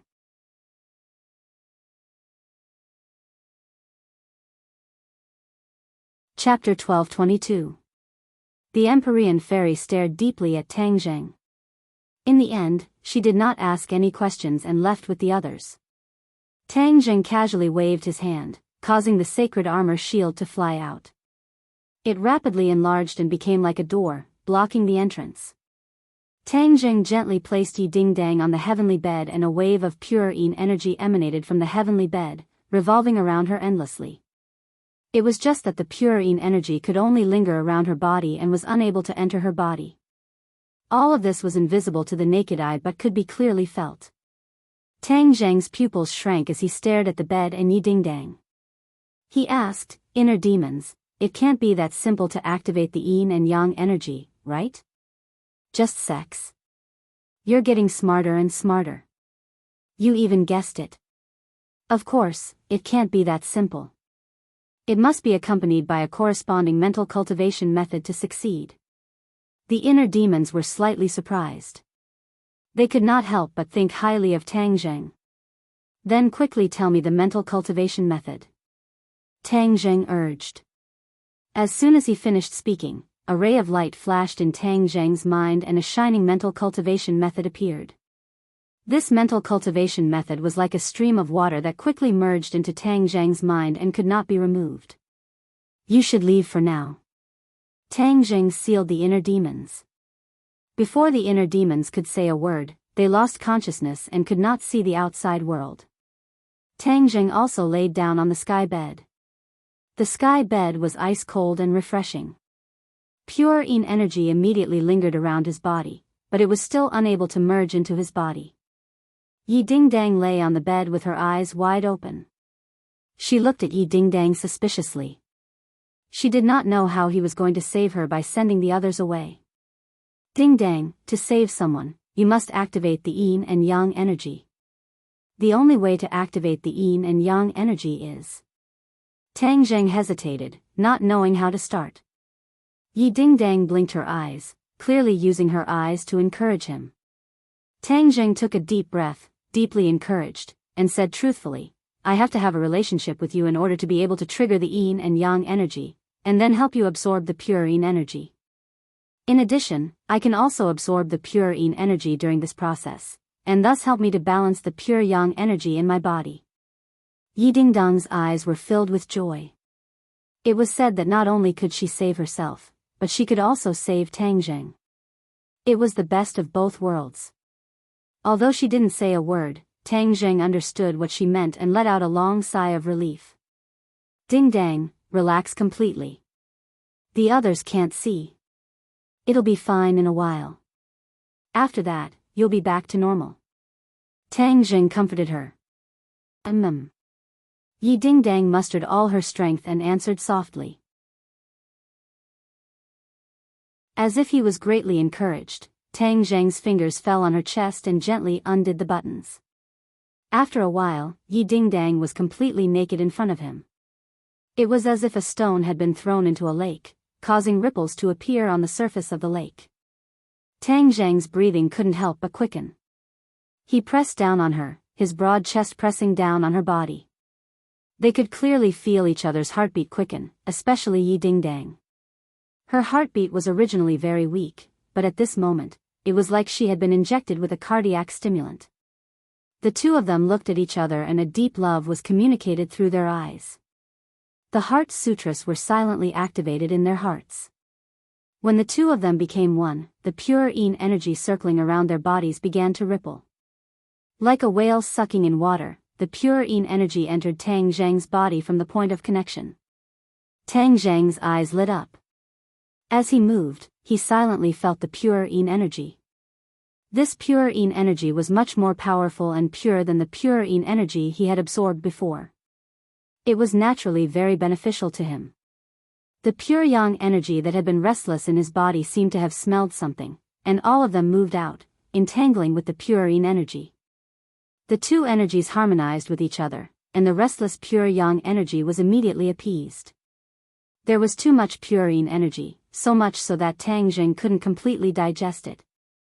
The excess pure yin energy once again flowed back out of Tang Zheng's body and then quickly gathered in Yi Dingdang's body. Her body was originally like a dry field. The pure yin energy was like rain. With the pure yin energy's nourishment, it was like a field that had been nourished by rain. It immediately burst forth with life. Tang Jing could clearly feel that her life force was slowly recovering. He was delighted and hurriedly activated his heart sutras.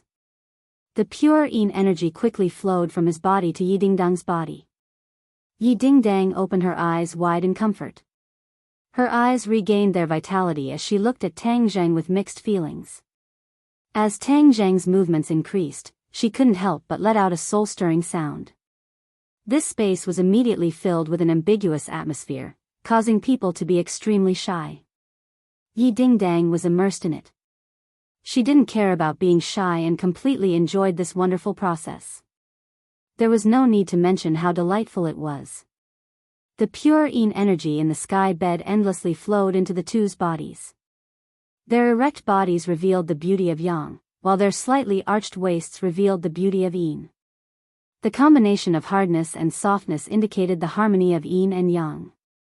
This was the power of yin and yang, the great Tao of relations between heaven and earth. Outside the sacred armor shield, a group of people anxiously looked around but couldn't see anything. They anxiously paced back and forth. Feng Xinyang looked at Yi Tianlei, who was pacing back and forth. She impatiently waved her hand and scolded, "Tianlei, don't randomly walk around. You're making me dizzy." Yi Tianlei subconsciously stopped his footsteps. He sighed and said, "Aren't I anxious? Aren't I anxious?" Yi Tianlei was speechless. Fang Shishir advised, "Tang Zheng is very confident. Dingdang is blessed by the heavens and will definitely get better." The two of them looked at her deeply and said, "Definitely." Empyrean Fairy wished that she could see through the sacred armor shield and see how Tang Zheng was able to use the power of yin and yang to allow Yi Dingdang to freely absorb the pure yin energy. Even she couldn't think of a way. It was hard for her to imagine that such a method really existed in this world. However, she knew her priorities, so she wouldn't rashly rush in and ruin Tang Zheng's plan. Yan Luyun and Yan Qingyi also stared at the sacred armor shield. Yan Luyun couldn't suppress his curiosity and whispered, "Aunt, do you know how young Master Tang did it?" Yan Qingyi regretfully shook her head, "How could I know? Didn't you predict this?" Yan Luyun asked. Yan Qingyi rolled her eyes at him and didn't answer this question. Prophecy wasn't omnipotent. How could she know everything? Moreover, she wasn't worried about this problem. She was worried about something else. Before she came here, she vaguely felt a mysterious calling. However, ever since she stepped into the gate of heaven, this feeling disappeared without a trace. No matter how she tried to sense it, she couldn't find any clues. This was undoubtedly a huge setback. She had come all the way here to unravel the mystery. Why was it that when she arrived at her destination, there was nothing?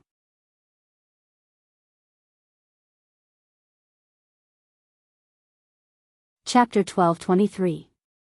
His gaze was as sharp as a knife as he looked into the distance, as if he wanted to pierce through the darkness. The Empyrean Fairy's brows furrowed. She had already heard the movement. Although the other party's voice was very soft, it still did not escape her ears. When the others saw this movement, they all jumped in fright and quickly turned their heads to look into the darkness. However, their strength was far from the Empyrean Fairies, so they did not discover anything strange. "What's wrong?" Fang Shishir asked. The Empyrean Fairy said in a deep voice, "Someone's coming." Could it be that stone giant again? Yan Luyun said in shock. "No." The Empyrean Fairy immediately denied and shook her head. "The other party has already entered the gate of heaven. The stone giant is too big, so there's no way for it to enter the gate of heaven." Yen Luyun nodded resentfully and asked suspiciously, then who could it be? Could it be those people who died in the Sea of Death? No one answered because they were also not sure. They all looked at the Empyrean fairy, who was also hesitant. Humph, who is it? Won't we know after testing it out? Feng Xinyang was in a hurry. In order to ensure her daughter's safety, she rushed out without a care for her own safety. She was determined to investigate the situation. She was like a whirlwind as she rushed into the darkness.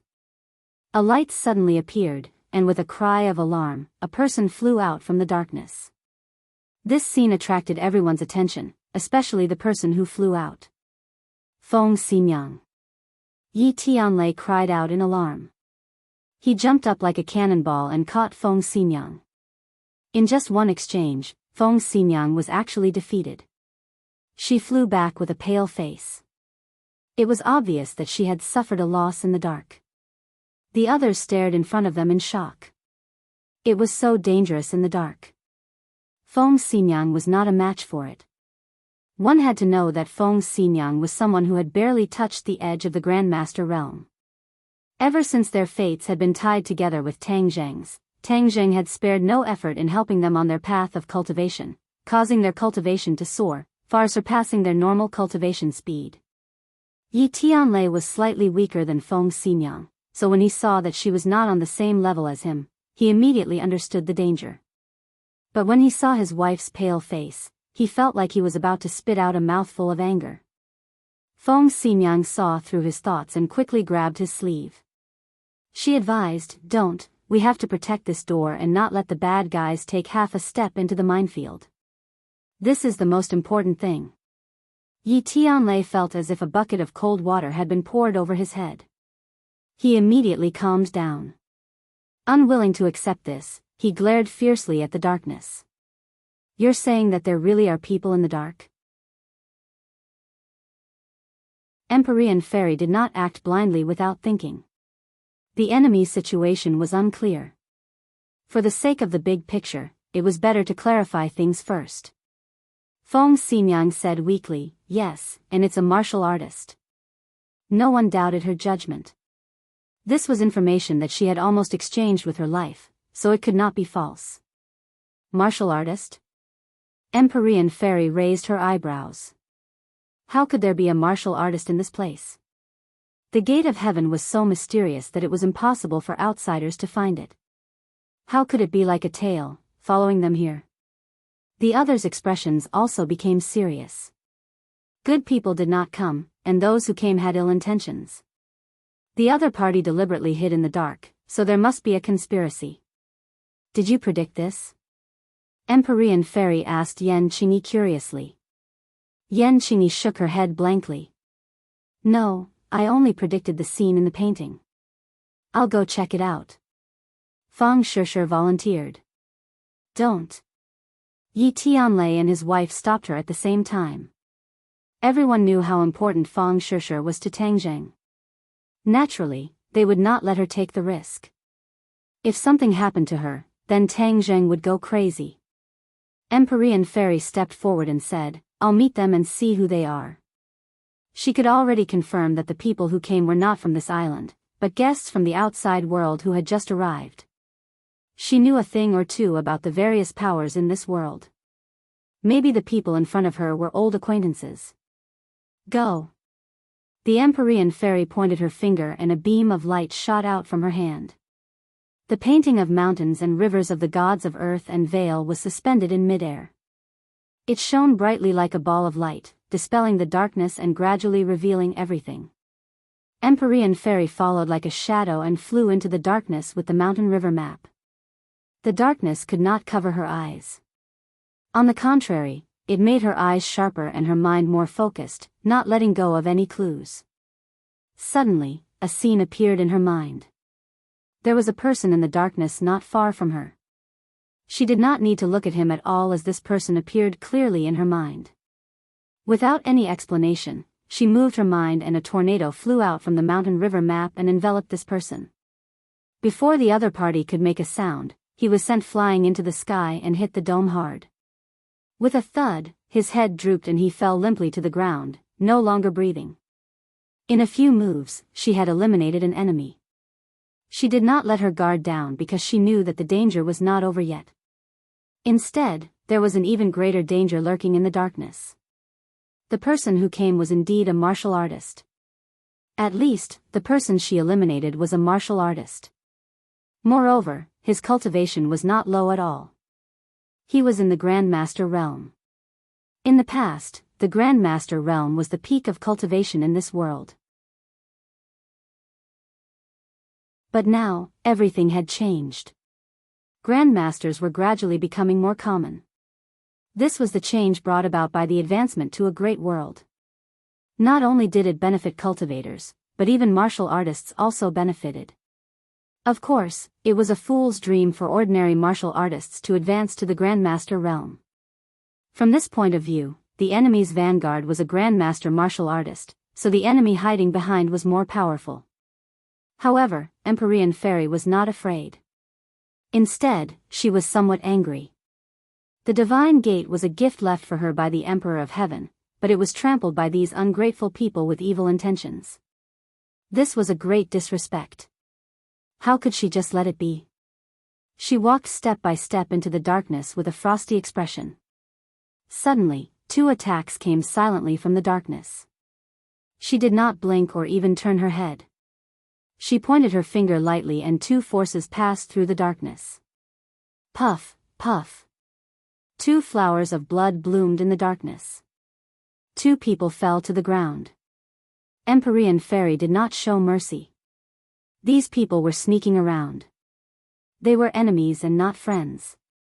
She had never shown mercy to her enemies. One person in the darkness did not react. No one even whispered to each other. This was a team with strict organization and discipline. It made people shudder. Humph, if you don't show yourself, I'll kill all of you. Let's see how long you can hide. Empyrean Fairy snorted angrily. Suddenly, another person appeared in the darkness. He clearly appeared in her mind. She was about to do the same thing, but when she was about to get close to him, he disappeared. How could a person disappear? Moreover, he was within the range of her perception. This was too abnormal. She immediately realized that something was wrong. She was on full alert. The mountain river map flew down and tried to strengthen her defense. However, all of this had already happened. A hand silently appeared behind her and slapped towards her back. The fingers of the hand were slender and well trimmed, like a woman's hand. They were sparkling and shiny. The Empyrean Fairy's hair stood on end. Even her hair was about to stand up. She didn't even turn around. Instead, she slapped her palms back from below her ribs at a very strange angle. Bang, bang. There were 2 muffled sounds. Both of them stepped back at the same time. A strong force came from her palms and passed to every cell and every meridian. She clearly felt the shock of the power. Her pupils shrank slightly. She twisted her neck, trying to find the enemy in the darkness. However, the enemy seemed to be one with the darkness. Even her perception was ineffective. She frowned in dissatisfaction and muttered to herself, "Are you playing hide-and-seek with me? This is the Heavenly Gate, my territory. You've chosen the wrong place." She could no longer hide the anger in her words. Her long hair and clothes fluttered in the absence of wind. She slowly rose into the air. The mountain river map cast a ray of light and enveloped her. In the darkness, she was a ray of light. The darkness around her was quickly dispelled. More and more places were exposed to her vision. Mountain river map, shine on the earth. She gently opened her mouth and a clear voice like a sweet spring burst out. It resounded through Divine Gate and spread to every corner. Fang Shishir and the others watched this scene without blinking. The various methods displayed by the mysterious Maiden of the 9 Heavens could be said to be miraculous, causing people to yearn for and admire her. Whoosh! A ray of light bloomed from the mountain river map. In an instant, the mountain river map was like a scorching sun, shining on the earth and illuminating every corner. There was nowhere to hide. The 9 heavens maiden looked down at everything from above. Not a single clue could escape her fiery golden eyes. Her expression changed as she looked at the enemy who had exposed themselves in surprise. The others also widened their eyes and looked at the group of uninvited guests in surprise. There were 20 to 30 enemies. Each of them was vigorous and imposing. One could feel the powerful aura coming from them just by looking at them. These people were wearing masks. Their faces could not be seen clearly. They were silent, but they gave off a strange oppressive feeling. It was hard to breathe. Who are these people? Fang Shishir asked in surprise. She had never seen these people before, especially so many martial arts experts. They were like bamboo shoots after a rain, suddenly emerging from the soil. The others shook their heads, especially Yen Luyun and Yen Qingyi. They were descendants of aristocratic families and knew a lot of inside information. They understood what these martial arts experts meant. In the past, if a family had 1 or 2 of these experts, they would be able to stand tall. But now, there were dozens of them. Could it be that martial arts experts could be mass-produced? No one knew the answer. Seeing the details in the darkness, they were full of questions. Empyrean Fairy could see more clearly. These dozens of people were at least martial arts masters. This made her daydream and even more puzzled. In today's world, it was very difficult to cultivate so many martial arts masters. Although she was not a martial artist, she knew a thing or two.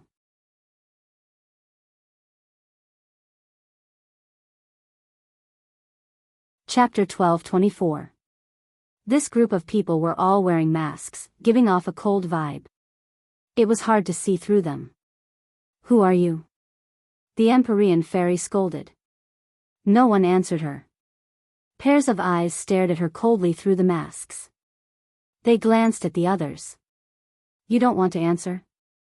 You can't hide. Let's see what you can do. The Empyrean Fairy snorted and activated her spell.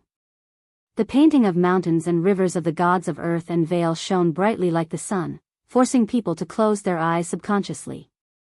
Kill, she ordered in her heart. Swoosh. Swoosh. Swoosh. Ice blades flew out from the stately painting. They flew above the heads of these people in an instant, as if they were going to pierce into their bodies in the next second. Bang. Bang. Bang. There was a series of explosions. The ice blades exploded and turned into ice shards. They had no attack power at all. This. The Empyrean Fairy's pupils constricted. She turned pale with fright. She was a spellcaster and could feel it the most. A formless energy flew out from these people at the same time, intercepting her ice blades. When did martial artists reach such a level of synchronized counterattack? The martial artists' eyes shone as if they were mocking the Empyrean Fairy. They were silently mocking and ridiculing her. What's going on? Yi Tianlei thought that this attack would definitely succeed. He did not expect this result. Moreover, he was a martial artist and could feel the reactions of these people very clearly. These people did not seem like martial artists anymore. Or rather, they were worlds apart from ordinary martial artists. Kill. The opponents shouted in unison. Their voices shook the surroundings. The sound waves converged into a long spear, which was thrown at the Empyrean Fairy. It was visible to the naked eye. This is a spell? Yi Tianlei was the first to exclaim. Impossible. These people are martial artists. How can they use spells? This completely overturned his understanding. The others were also dumbfounded by this scene. Although the Empyrean Fairy was shocked, she knew that she had encountered a powerful enemy. Moreover, it was very strange and bizarre. She could not afford to be distracted. She crossed her hands and spread out her 10 fingers, triggering the Purine energy in the divine gate.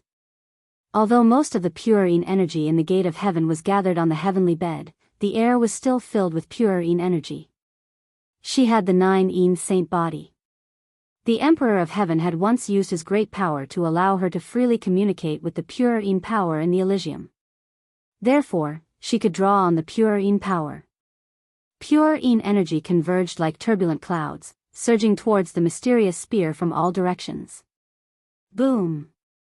The walls of the cave trembled violently for a moment, and a lot of dust fell from the cave before the trembling stopped. Everyone took a closer look and was shocked to find that the spear had disappeared. Instead, pure Een energy gathered and surged towards the enemy like a black cloud. Fang Shishir and the others were excited and secretly cheered. The Empyrean fairy was extraordinary. Although these enemies were mysterious and powerful, they might not be her match. However, they did not have time to be happy for long. These people were chanting something, and a shocking syllable rang out. Ma. As soon as the syllable rang out, the momentum between heaven and earth seemed to solidify. The rolling pure Een energy also paused, like frozen water, maintaining the rolling posture. It was very strange. The Empyrean fairy was shocked. This syllable was very familiar. She stared at the enemy with shining eyes, as if she wanted to distinguish the person she suspected from the crowd. But these people were wearing masks and dressed the same, so there was no way to distinguish the target. She didn't just sit there and wait for her death. Instead, she shouted, "The renowned supremacy Ji Wuxiang is actually hiding in the shadows. When did you become a coward?" This syllable had exposed everything. This was the 6 words of the non-phase method. The Empyrean fairy had experienced the mystery of it and knew how powerful it was. However, as far as she knew, the non-phase method was Ji Wuxiang's special skill. It was a secret that was not passed on. How could he pass it on to so many people? Were these people his confidants? Were they the forces left behind by the flying guillotine? The flying guillotine disintegrated in the hands of Tang Zheng and disappeared. This time, the other party did not use the flying guillotine's special skill, so the Empyrean fairy could not make up her mind. But there was no doubt that the strength of these people was not inferior to the flying guillotine. With the help of the non-phase method, their strength was far beyond that of the flying guillotine. The non-phase method was used to deal with all the people with distracting thoughts and killing intent. They were all secular people, so it was inevitable that they would not be contaminated with this vulgar aura. Could it be that they were going to be defeated in the hands of Ji Wuxiang? Everyone's heart sank. They had an ominous premonition. The Empyrean fairy's momentum was vigorous. She did not accept her fate. Instead, her eyes burst out with a sharp gaze, staring at the enemy. Ji Wuxiang was one of them, but he had learned to be smart. He did not reveal any traces, making people unable to see through him. The trick of capturing the leader first to capture the bandits was no longer effective. "Huh, mysterious maiden of the 9 heavens, your provocation isn't brilliant at all. Do you think I'm that kind of inexperienced child who would fall for your provocation?" Ji Wuxiang's voice rang out, reverberating through the crowd, making it impossible for people to lock onto him. The Empyrean fairy remained calm and collected. Her eyes searched the crowd for a long time, but she did not find anything. "In fact, this time, thanks to you, I can find the legendary Gate of Heaven." Ji Wuxiang spoke again, taking pleasure in other people's misfortune. The Gate of Heaven is the most mysterious secret territory of the Fu clan. It hides great secrets and treasures. If you can see through the mystery, you will become the new generation of Emperor of Heaven. Hee, I will gladly accept this big gift. The Empyrean fairy's face darkened. She said, "Humph, wild ambition. But you will be disappointed. I don't know where you heard this false rumor, but it is too wrong. The Gate of Heaven is only an island. How can it be the secret territory of the Fu clan, not to mention the treasures and becoming the Emperor of Heaven? It is simply a bunch of nonsense." The Empyrean fairy's powerful rebuttal did not seem to be a lie. Ji Wuxiang hid in the crowd and stared at her with a pair of bright eyes, wanting to see through her appearance and see her true nature. "You think I will believe this kind of lie that can fool a 3-year-old child?" Ji Wuxiang's voice sounded again. "It is up to you whether you believe it or not." I am speaking the truth. If this is true, then why did you come to the gate of heaven? Ji Wuxiang did not know that they were here to save Yi Dingdang. He thought that they were here to uncover the treasures and secrets of the gate of heaven. You actually did not know what we were here for, and yet you chased after us. Your intelligence network is clearly not as efficient as you think it is. The Empyrean fairy said sarcastically. Without a doubt, the news must have been leaked. That was why Ji Wuxiang was like a cat that smelled blood and chased after them. Ji Wuxiang was not angry at all and said calmly, no matter what you are here for, you have brought me to the gate of heaven. This is a great reward. You said that there is nothing in the gate of heaven and that everything is a false rumor. Why would I believe you? I only believe in my own eyes and judgment. Ji Wuxiang obviously did not give up. He looked at the sacred armor shield behind the Empyrean fairy and the others. His eyes flashed and greedily locked onto the sacred armor shield, wanting to see through it. You said that there is no treasure, then what is behind the sacred armor shield? You are not going to tell me that there is nothing, right? Ji Wuxiang seemed to have found a flaw and thought that he had hit the nail on the head. There is nothing in there that is useful to you. The Empyrean fairy said unhappily. The heavenly bed gathered too much pure Yin energy. It was useless to Ji Wuxiang, so what she said was the truth. However, in Ji Wuxiang's eyes, this was an extremely laughable lie. Whether it is useful to me or not is up to me to decide. It is not up to you. Ji Wuxiang said jokingly. He changed his tone and asked, Tang Zheng has been with you all this time. Where did he go? Could it be that he is inside? That has nothing to do with you. It seems like I guessed correctly. I am really curious as to why Tang Zheng went in and blocked you all outside. What is his goal? It seems like I have to go in and take a look. I cannot let him beat me to it. Hearing this, Yi Tianlei shouted, Ji Wuxiang, this is not the Azure Dragon Palace. How can you do whatever you want? If you want to go in, you will have to step over my dead body. Ji Wuxiang looked at Yi Tianlei with disdain and said, an insignificant unfilial son of the Ye family dares to be noisy in front of me. So what if I step over your dead body? It is not that difficult. Moreover, how can I be the one to clean up the family? Naturally, there will be someone to do it for me. As soon as he finished speaking, an angry roar sounded out like a thunderclap. Unfilial son, you have sided with the enemy and betrayed the Ye family. Today, I will clean up the family. One person took off his mask and shouted. Yi Xuanji, father. One by one, their eyes widened as they looked at this person in disbelief. He was actually the head of the Ye family, Yi Xuanji. When did he join Ji Wuxiang? This discovery was explosive enough to shock everyone. After all, he was the head of the family, yet he had actually given himself to Ji Wuxiang. Suddenly, everyone remembered what Tang Zheng had said. The Ye family was no longer the same as before. They no longer had the glory of the past and were instead controlled by Yi Meiyu. Even Yi Ku had betrayed Yi Xuanji and submitted to Yi Meiyu. There was nothing more to it than the betrayal of the family. Yi Xuanji was disheartened, and it was not impossible for him to submit to Ji Wuxiang. However, looking at Yi Xuanji's crazy and stubborn eyes, everyone realized that he had changed from before. The last bit of calmness and peace had disappeared, leaving behind only a vicious aura. Perhaps as long as it was a member of the Ye family, he would want to get rid of them as soon as possible. At this moment, Yi Xuanji's thoughts were indeed like this.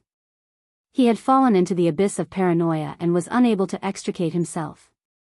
He only remembered that Yi Tianlei had different opinions with him and left the Ye family, but he did not remember Yi Tianlei's contributions and what he had done to Yi Tianlei's family.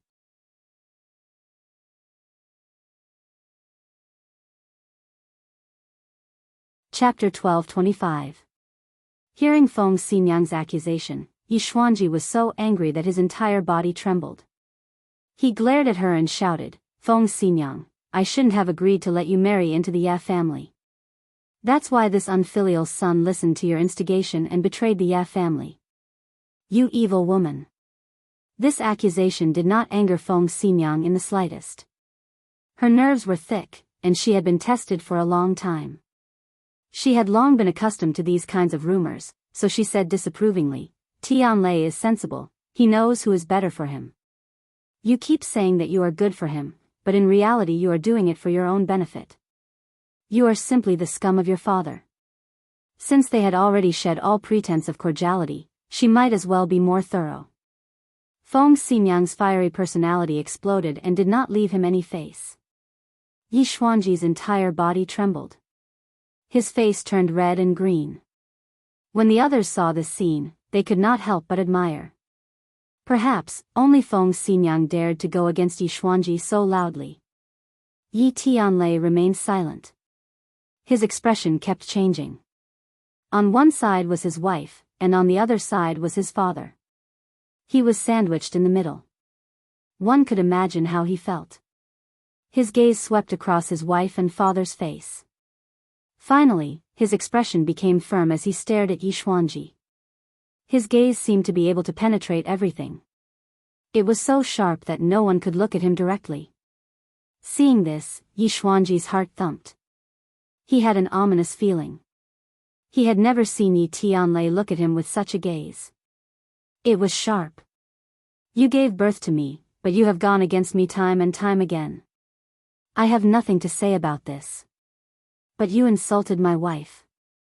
As her husband, I cannot tolerate it. What I, Yi Tianlei, owe you, I will return it all to you and the Ye family.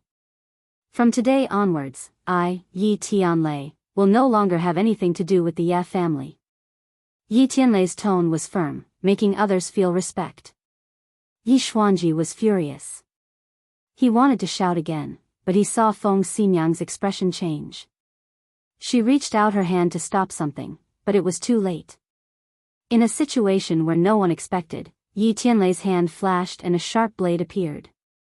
He directly stabbed it into his own chest. Pooh! The blade stabbed into his chest without any resistance. Blood flowed out from his chest. No! At this moment, Feng Xingyang cried out. But it was too late. Actually, when she heard her husband's firm words, she knew that he wanted to do something. But she was too late to stop him. Yi Tianlei was like a statue, he did not fall down, but his face had already turned pale from the pain. He looked at Yi Xuanji coldly, as if he was looking at a stranger. From this moment on, the guilt in his heart flowed out of his body along with the blood. He had a clear conscience. The Ye family gave it to me. Today, I will return it to the Ye family. Yi Tianlei took a deep breath and said with difficulty. Yi Xuanji was dumbfounded. He did not expect his son to have such an extreme action. He was so courageous. He looked at him blankly, not knowing what to do. Tianlei, why are you so stupid? Feng Xingyang held her husband. Her tears fell as she bitterly asked. Yi Tianlei's lips curled into a relieved smile. He weakly said, You've been with me for so many years. It's been hard on you. In order to not let you and Ding Dang be shrouded in the Ye family's shadow, I can only do this. I have a clear conscience. Stupid. You're really stupid. Feng Xingyang was already unable to say more. Because, she understood her husband. Her heart ached for him. Tianlei, hold on. I will save you. She was very clear that the sharp blade had already pierced his chest. The situation was very critical. If she did not save him in time, she might lose her husband. But she was not good at medicine. She could only ask the Empyrean fairy for help. Please, save him. The Empyrean fairy pointed at his chest and protected his heart. She protected his last bit of life. The blood immediately stopped. She took out a pill and said, Feed him. Feng Xingyang quickly took the pill. Ji Wuxiang's voice sounded at this time. Yi Xuanji, do you still want to watch the show? Yi Xuanji could not hold it in anymore and roared, I will clean up you unfilial descendants. He charged over. Feng Xingyang's hands were not empty. She could not stop him. Moreover, her cultivation was not small compared to Yixuanji's. Whoosh! A graceful figure appeared and stood in front of Feng Xinyang to protect her. Feng Shishir. She finally made her move. She was not used to seeing all this. Although she did not hate evil like Yi Dingdang and had a fiery personality, she was still very righteous. She could not hold back her anger and charged towards Yixuanji. Yixuanji did not put Feng Shishir in his eyes at all. He snorted in disdain, "Little girl, you don't know what's good for you. Then I'll fulfill your wish." He already had the intention to kill. With a flash of his sword, Yixuanji's sword had already arrived in front of Feng Shishir.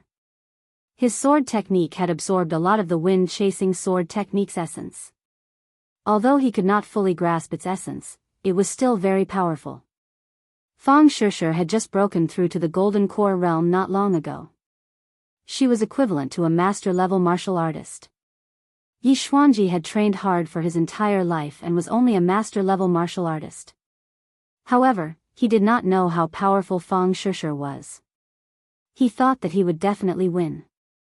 Feng Shishir would become a ghost under his sword. Feng Shishir stared at the cold light coming towards her.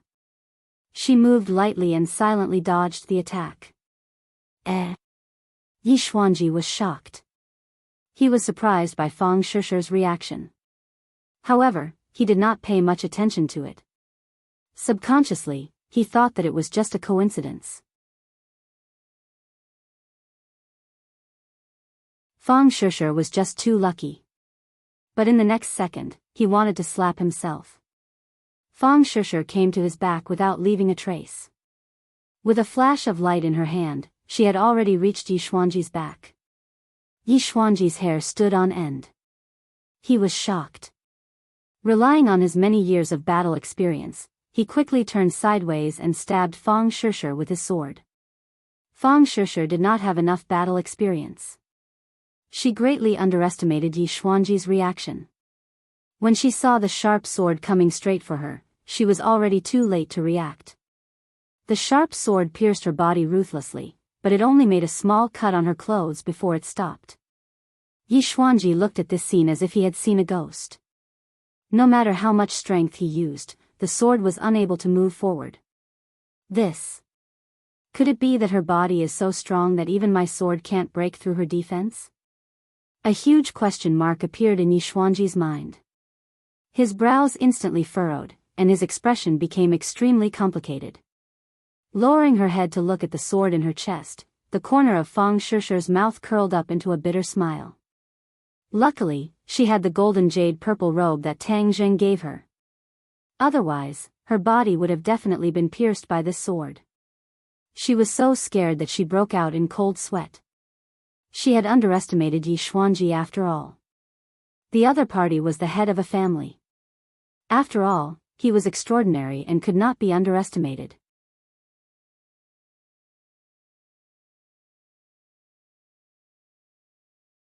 Chapter 12:26.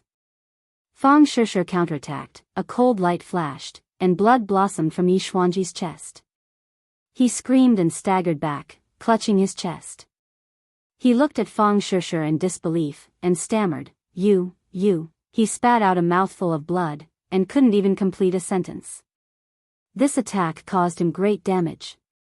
Feng Shishir originally didn't plan to be so heavy-handed, but after being attacked, she subconsciously counterattacked, and naturally used all of her strength. Other than being injured, Yixuanji was even more agitated. He actually lost to Feng Shishir, this girl. This was a great humiliation. Yixuanji's defeat was due to him underestimating his opponent. If it wasn't for the fact that he didn't even put Feng Shishir in his eyes, he wouldn't have lost so badly. Feng Xinyang looked at this scene, and her eyes were filled with splendor. In her and her husband's eyes, Yixuanji's strength was unfathomable, and they definitely didn't have the confidence to defeat him. However, Feng Xinyang wasn't afraid of anything. Even if the opponent was very strong, she wasn't afraid of him. Seeing Yixuanji lose, the wall that she had built up in her heart all this time suddenly collapsed. So, Yixuanji wasn't undefeatable. Even a junior could defeat him. What did she have to worry about? It's useless. Ji Wuxiang's voice sounded again, come back. 22. A formless energy appeared out of nowhere and enveloped Yi Xuanji. Before Yi Xuanji could react, he was sent flying backwards and landed behind the crowd, avoiding further attacks. Kill. I want to see what's behind that holy armor shield. Ji Wuxiang roared, and all the masked men stepped forward at the same time, closing in on Empyrean Fairy and the others. Empyrean Fairy stared, and said to Feng Xinyang, your husband's life is not in danger, take care of him. After saying that, she turned around and strode toward the enemy. Her speed became faster and faster until she finally turned into a wisp of smoke and rushed into the enemy. The masked man in the front had just raised his hand and was about to attack when the Empyrean Fairy swept past them. A bloody line appeared on their necks. The life in their eyes quickly dried up and they fell to the ground, dead. Bang. Ma. Yes. The first 3 syllables of the 6-syllable proverb came out of their mouths in one breath. The atmosphere suddenly changed, and the air froze. The Empyrean Fairy's breathing involuntarily became heavier. Her cultivation base was extraordinary, and the effect of the non-phase method on her was particularly obvious. Although it was only 3 syllables, it had already slowed down her speed. After Fang Shishir and the others heard the 3 syllables, it was as if they were struck by a body-freezing spell. Their bodies stiffened, and it became very difficult for them to even lift their hands and feet. This was the non-phase method, the power of the 6-word maxim. Anyone with murderous intent would find it difficult to escape the attack of the non-phase method. At that time, Linger and Li Xiaotian coincidentally had a pure state of mind and were not affected by the non-phase method, so they could help Tang Zheng. The Empyrean Fairy understood that it had reached the most dangerous time. If she continued to let the other party say all 6 syllables, then her action would be completely limited. She must not let them fully display the non-phase method. She took a deep breath and urged the mountain river map. The mountain river map shone brightly, and the wind, rain, thunder, and lightning attacked the enemy at the same time. The wind was blowing. The rainstorm was coming. The sound of thunder. Lightning fell. The most powerful attack of the mountain river map was displayed together. It was earth-shattering, and everyone was moved. The Empyrean Fairy's control of the mountain river map and its magical powers were becoming more and more handy. This was the benefit of her gradual improvement after her resurrection. If it was before, she could not display the wind, rain, thunder, and lightning attacks together. All of them were single attacks. This time, it was completely different. The 4 most powerful attacks came unexpectedly, and it was breathtaking. When the attacks came together, the masked man seemed to be strangled by his throat. He abruptly swallowed the 4th syllable back and looked at the attacks falling from the air in horror. Whoosh! Suddenly, a person flew up. His hands were changing, and the complicated gestures seemed to be summoning some kind of power. The Empyrean Fairy's pupils shrank, and she stared at the man and said, Ji Wuxiang, you finally showed up. She still remembered the scene of testing Ji Wuxiang. At the moment of life and death, he could resist fighting back. This kind of willpower and control could be said to be at the peak of perfection. Therefore, when she later learned that Ji Wuxiang was the Lord, the Empyrean Fairy was surprised. Now, facing Ji Wuxiang face to face, the murderous intent in her heart erupted like a volcano, surging out violently. Since you forced me to show up, then I'll let you experience the power of the celestial chess, Ji Wuxiang said loudly. The Empyrean Fairy's heart tightened. Of course, she was not unfamiliar with the illustrious name of the celestial chess. However, wasn't the celestial chess in the capital? How could it be displayed in the Elysium? If that was really the case, then the celestial chess must have evolved. Ji Wuxiang's control of the celestial chess had reached another level. She had guessed correctly.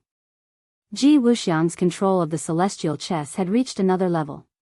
He created the celestial chess, and his understanding was gradually deepening. He gradually realized that the essence and power of his celestial chess far exceeded his initial imagination. This time, the celestial chess was displayed for the first time in the Elysium. It was an experiment to let these people be the sacrifices of the celestial chess and witness its power.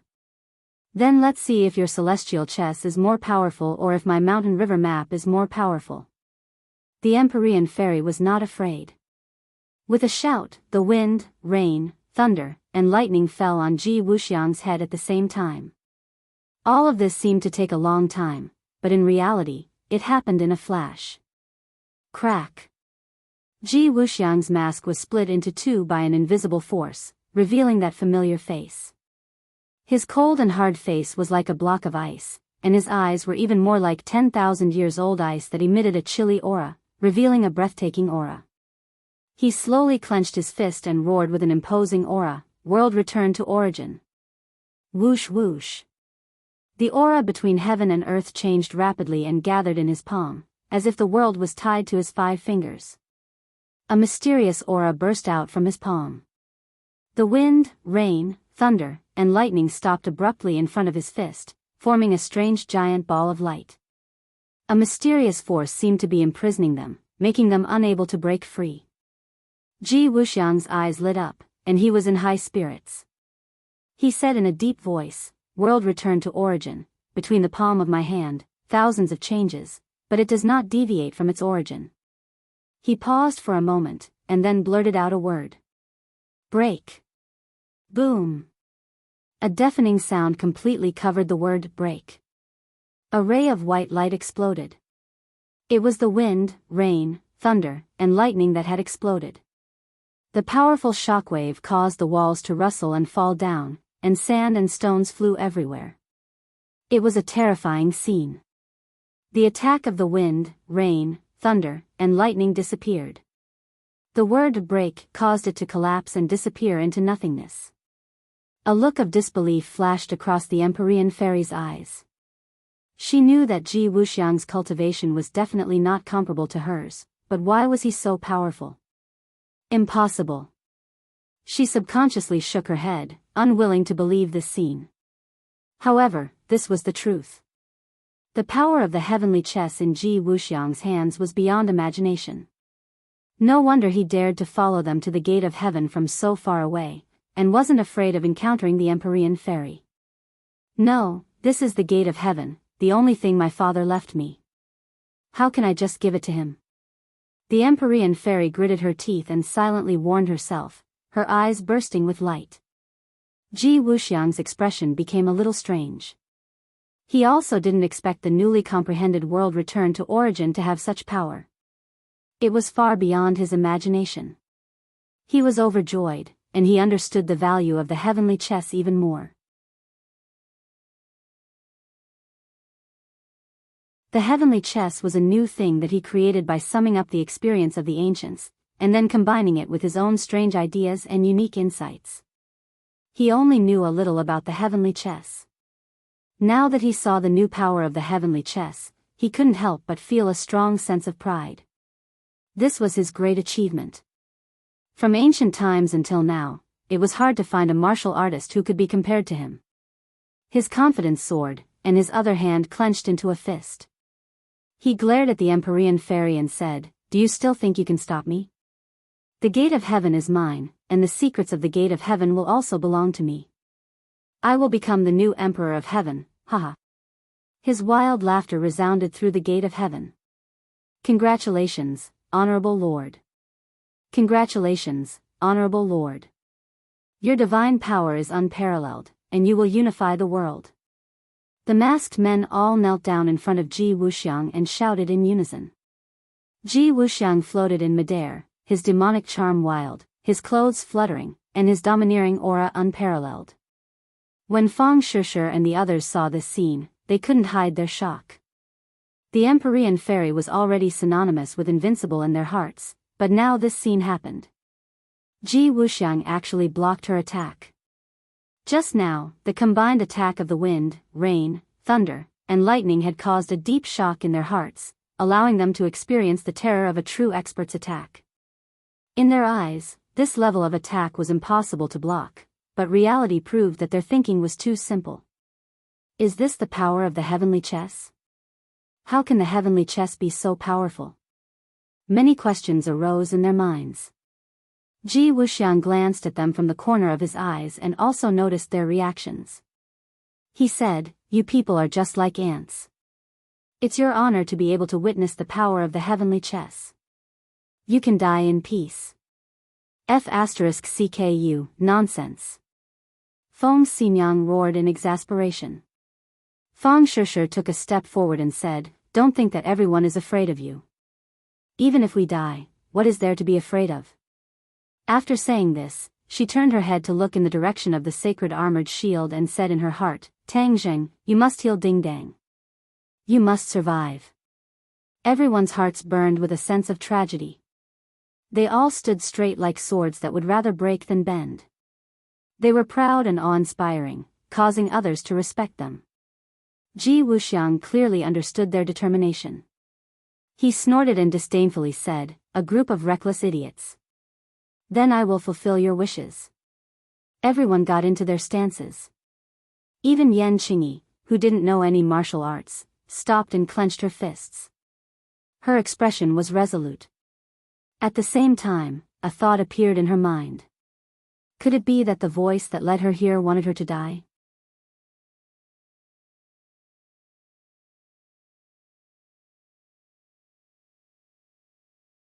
Chapter 12:27. The atmosphere was solemn and stirring, affecting everyone. Everyone walked towards Ji Wuxiang. Every step they took was very steady, as if they weighed a ton. Bang! Bang! Bang! The sound of footsteps hit the deepest part of everyone's heart.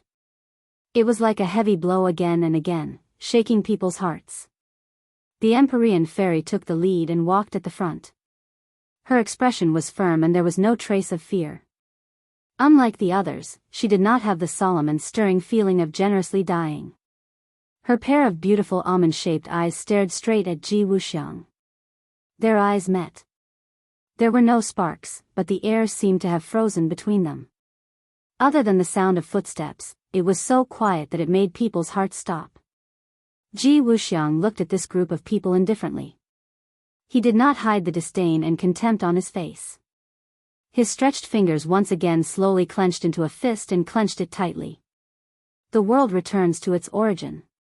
These 4 words burst out of his mouth like a volcanic eruption. A huge amount of energy seemed to burst out as well. In an instant, it shrouded the divine gate. Everyone felt their hearts tighten. The feeling of suffocation fell from the sky and suppressed them until they could not breathe. However, they still did not stop. Instead, they counterattacked at the same time. Whoosh! Whoosh! Whoosh! Whoosh! Beams of cold light flew towards Ji Wuxiang. They stopped abruptly. Time stood still. All the weapons stopped in front of Ji Wuxiang, unable to move forward. Everyone's face was as pale as a sheet of white paper. The Empyrean fairy did not attack. She was waiting for the best opportunity and was slowly accumulating power. "It's coming." She finished accumulating power. Her aura soared like the sun in the sky. Her beautiful hair fluttered and her eyes were like torches. She was mentally connected with the stately painting. A high-pitched voice rushed out of the painting. The stately painting shone brightly, completely illuminating the divine gate. Many people subconsciously closed their eyes. Some masked people tried to open their eyes wide, trying to see the appearance of the stately painting. However, they found that when the light flew into their eyes, blood flowed and their vision turned black. They lost their vision and became blind. Ah! Screams of agony rose and fell one after another. However, Feng Shishir and the others were not affected. Clearly, this was a different type of attack, only targeting Ji Wuxiang's people. Seeing such a tragic situation, Ji Wuxiang glared angrily. The power of celestial chess burst forth, imprisoning the lights. The light stopped abruptly, stopping above the masked man's head, unable to descend any further. The Empyrean fairy's expression turned solemn as the pressure on her increased. She summoned wind, rain, thunder, and lightning. Lightning flashed and thunder rumbled. It was as if the end of the world had arrived. Ji Wuxiang's expression did not change. His tightly clenched fist suddenly opened up. His 10 fingers flicked together, and 10 streams of energy met the wind, rain, thunder, and lightning. Sparks flew, dazzling, and chi waves soared into the sky. The two of them quickly retreated. Fang Shishir and the rest were also affected. That powerful energy surged towards them with an earth-shattering momentum. They were like a small boat that would be smashed to pieces and sink to the bottom of the sea. The Empyrean fairy's expression changed slightly. She divided her attention, and a part of the stately painting's power was divided to protect these people. Bang! Fang Shishir and the others still flew out at the same time. They crashed into the wall and fell in a mess. The masked men did not gain any benefits. They were even more tragic. They did not receive Ji Wuxiang's protection. Many of them crashed into the wall, breaking their bones. Some even had their brains splattered. They died on the spot. Obviously, Ji Wuxiang did not care much about the life and death of these masked men. He watched as they were severely affected, indifferent. One side lost, the other side gained. The originally weak balance between celestial chess and stately painting was suddenly broken. The scales of victory leaned toward Ji Wuxiang. Whoosh! The Empyrean fairy retreated rapidly. The soles of her feet drew 2 long trenches on the stone floor. In the end, she crashed into the wall and stopped. An unusual and strange flush appeared on her face. Puff! She spat out a mouthful of blood. Her breathing immediately became chaotic, and she became much weaker. Fu Yao! Everyone else was shocked and cried out in alarm. They surrounded her and started to care about her. Ji Wuxiang also retreated a long distance. However, his situation was much better than the Empyrean fairies. After all, he was not distracted. He actually gained the upper hand in this confrontation.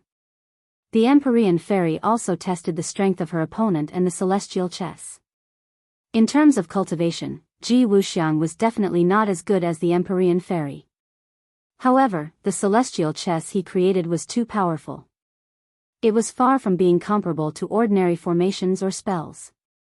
Even though the stately painting was a divine tool, it could not suppress it. After combining the two's combat level was not too different. If they used all their strength, it would be a hardy battle. However, at the beginning, the Empyrean fairy lost because she was distracted. Moreover, the situation was not optimistic. The Empyrean fairy knew this very well. She secretly hated it, but she did not regret it. If she could do it again, she would still save people without hesitation. If it were her in the past, whether she could save people or not was still uncertain. This change was subtle. She herself did not have a strong sense of it. Ever since she interacted more and more with Tang Zheng and the people around her, her outlook on life changed a lot. These people seemed to have become a part of her life. Although they were not her family, they were an indispensable part.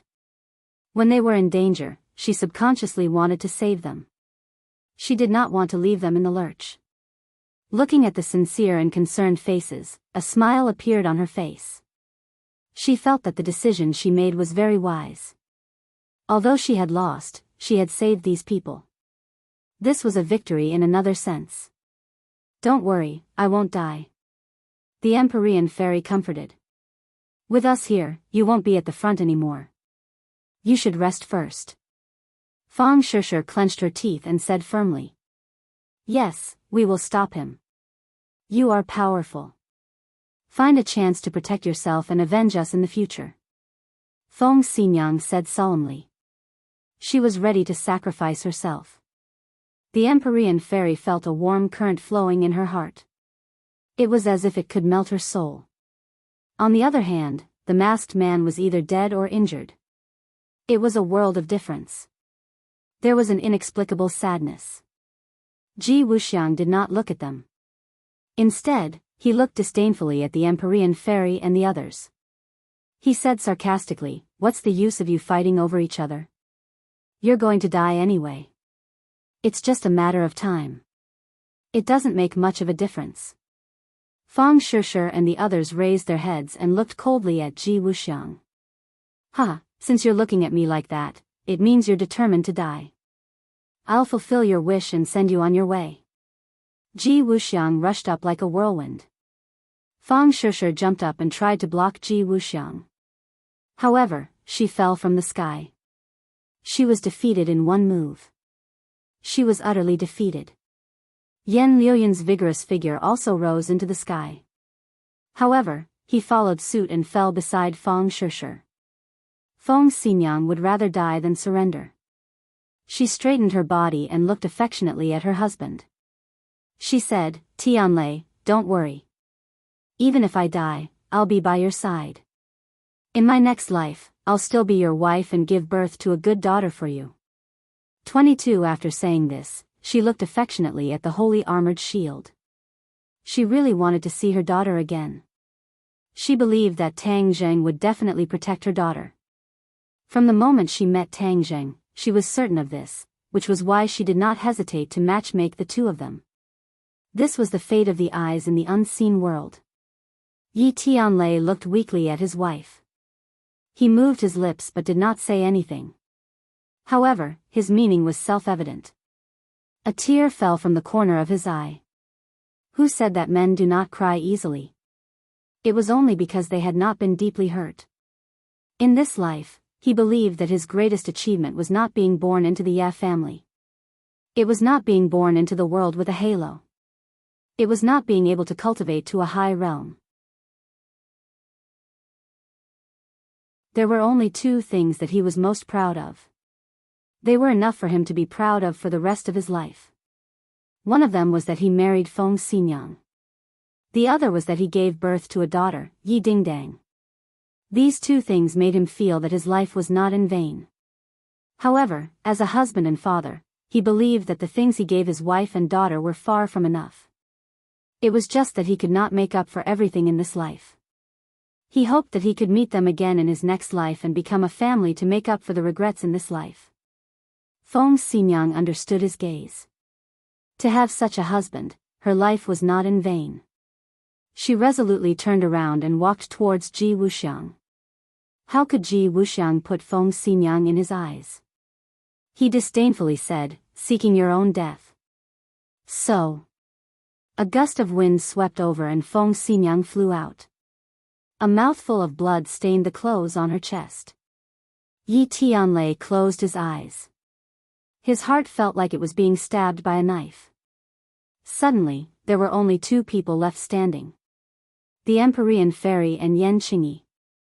Yan Qingyi was not a martial artist nor a cultivator. She could be ignored. Ji Wuxiang knew this, so he directly ignored her. The Empyrean Fairy naturally would not let the powerless Yan Qingyi charge forward. Thus, she took the lead and used her body to build the last protective wall. She protected Yan Qingyi and the people behind the sacred shield. Yan Qingyi looked at the Empyrean Fairy's back with a burning gaze. Her heart was in turmoil. She had once fantasized about how good it would be if she was so strong that she could hold up the blue sky above her head. However, she was obsessed with Tao and had no other distractions. Everything else became insignificant. She had no time to practice martial arts. Thus, all of this could only be wishful thinking. The Empyrean Fairy controlled the stately painting and once again burst out with a dazzling light. She fought with Ji Wuxiang. The two were originally evenly matched. However, due to a freak combination of factors, one was injured and the other was unharmed. There was a huge gap in their strength. In a battle between experts, a slight difference could be the key to victory or defeat, let alone a difference of this level. Thus, the Empyrean Fairy was defeated without any surprise. She fell from midair. The painting of mountains and rivers of the gods of earth and vale dimmed and disappeared into her body. She did not fall. Instead, she leaned against the wall and watched helplessly as Ji Wuxiang walked past her. Ji Wuxiang was like a hot knife through butter. He won by a hair's breadth.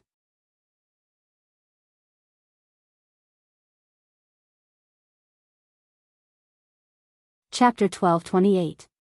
Ji Wuxiang looked at Yan Qingyi with disdain and said, "You're a weak woman who doesn't even have the strength to truss a chicken, yet you're mixed up in this mess. Beautiful women are destined to have a short life." 520. He let out a long sigh, but he didn't have the slightest intention of showing tenderness to the fairer sex. With a flick of his finger, a gust of wind blew over, forming a wave shape in the air. Yan Qingyi was suppressed by this aura and couldn't move. She stared dumbstruck at this scene. Suddenly, a voice rang out in her mind. This voice was full of deep flavor and mysterious charm.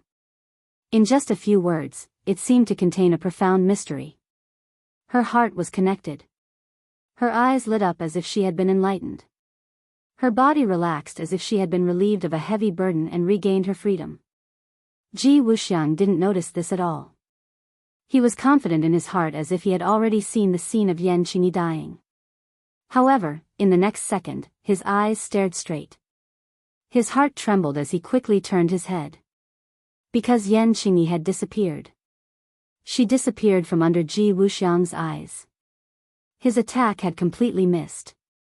This was something that was impossible, but it really happened. Why is it like this? His brain seemed to have crashed as this question immediately appeared. But there was no answer to this question. He had already realized that something was wrong. Things weren't as simple as he thought. Yan Qingyi's fingers had unknowingly touched Ji Wuxiang's back. Ji Wuxiang's hair stood on end. Although he couldn't see, he immediately realized that something was wrong. He quickly turned around and tried to block Yan Qingyi. He wanted to see what was going on. But it was all too late. Yan Qingyi's fingers had already touched his back.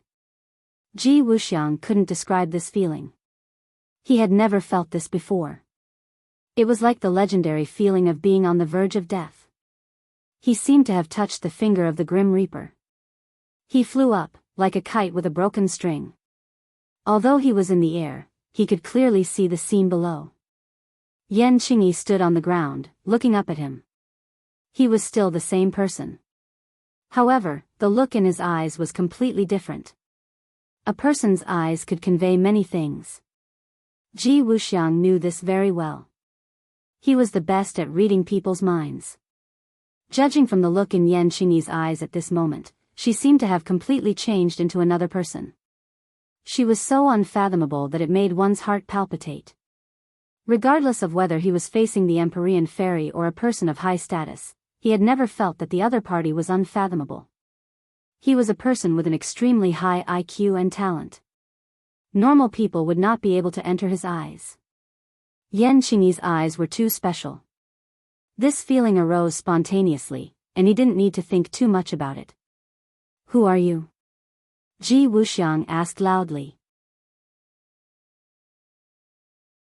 He knew that this was definitely not Yan Qingyi. It was impossible for a person to hide so deeply. Otherwise, it would be too terrifying. It might even surpass him by far. He did not want to admit this point. Yan Qingyi's eyes were indifferent. It seemed that in her eyes, she did not think highly of Ji Wuxiang at all. That kind of imposing manner and artistic conception of looking down on the world could not be faked. "Who are you? How dare you barge into the divine gate?" Yan Qingyi's voice was still her voice, but the cadence and rhythm had completely changed. Her voice was not too loud, and it was not as sharp as a knife. However, it had a kind of magical power that made people prostrate themselves in worship. The others also saw this scene and looked at Yan Qingyi as if they had seen a ghost. All of this was indeed like seeing a ghost. It could not be explained by common sense. Yan Qingyi had completely changed into another person. The key was who this person was. Yan Luyun looked at her with a burning gaze, his eyes shining. After all, he and Yan Qingyi were family. Seeing her so powerful, he had a sense of doubt, and even more so, a sense of honor. The others were even more confused and did not know what was going on. Only the Empyrean fairy's dispirited state was swept away. She was in high spirits as she looked at Yan Qingyi without blinking. Between her eyebrows, there was an inconceivable look of pleasant surprise. She opened her mouth and muttered, "Could it be? This is..." Before she could finish speaking, Ji Wuxiang hit the wall and stopped. He spat out a mouthful of blood which dyed his clothes red. He was like a soft-footed shrimp as he softly slid to the ground. He quickly stood up straight and looked at Yan Qingyi with a complicated expression, asking, "You? Who are you? You barged into the Divine Gate, but you don't know who the master of the Divine Gate is?" Yan Qingyi asked sternly.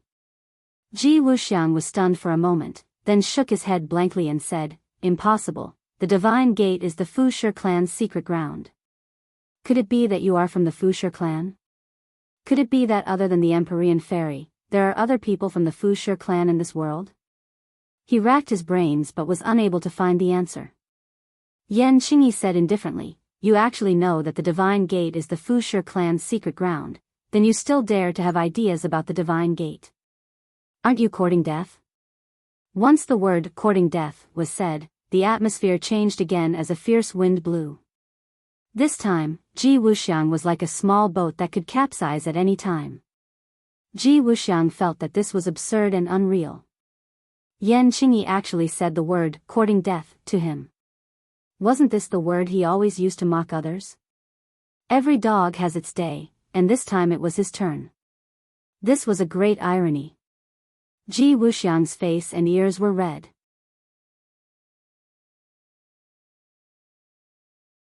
He took a deep breath and forcefully suppressed the fear in his heart. He gathered his courage and shouted, "So what if you are from the Fushi clan? You have already become history. You have already been eliminated by history and disappeared from this world.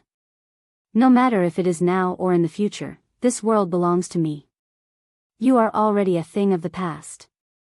These words seemed to be to encourage himself, but it also seemed to be repeatedly instilling this idea into his mind. Ji Wuxiang was riding a tiger and could not back down.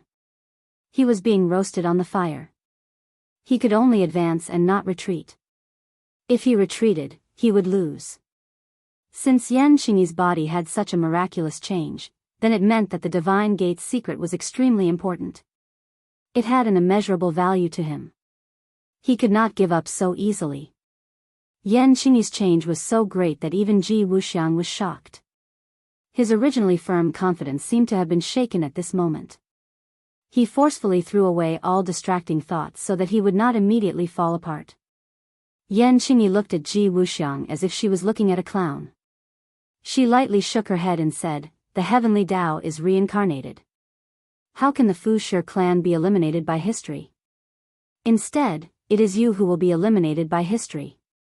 Today, I will let you know the power of the Fushi clan." The two's conversation conveyed too much information. Everyone stared with their eyes wide open. Wasn't this Yan Qingyi? How did she become a member of the Fushi clan? The Empyrean fairy's gaze towards Yan Qingyi gradually became sentimental. It was filled with deep emotions. That kind of affectionate look had never appeared before. It was just that everyone else was focused on Yan Qingyi and did not notice the Empyrean fairy's strange behavior. Ji Wuxiang heard this and his expression changed slightly. He forced himself to be alert. Finally, he could not withstand the heavy pressure that Yan Qingyi was transmitting. He roared and rushed forward again.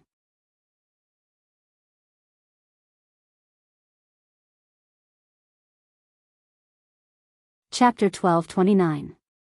Ji Wuxiang faced the heavy pressure and rushed towards Yan Qingyi. Yan Qingyi did not move. She pointed her finger and the qi in the gate of heaven changed. Ji Wuxiang's attack stopped abruptly in front of Yan Qingyi. The space seemed to have frozen as the two faced each other in midair.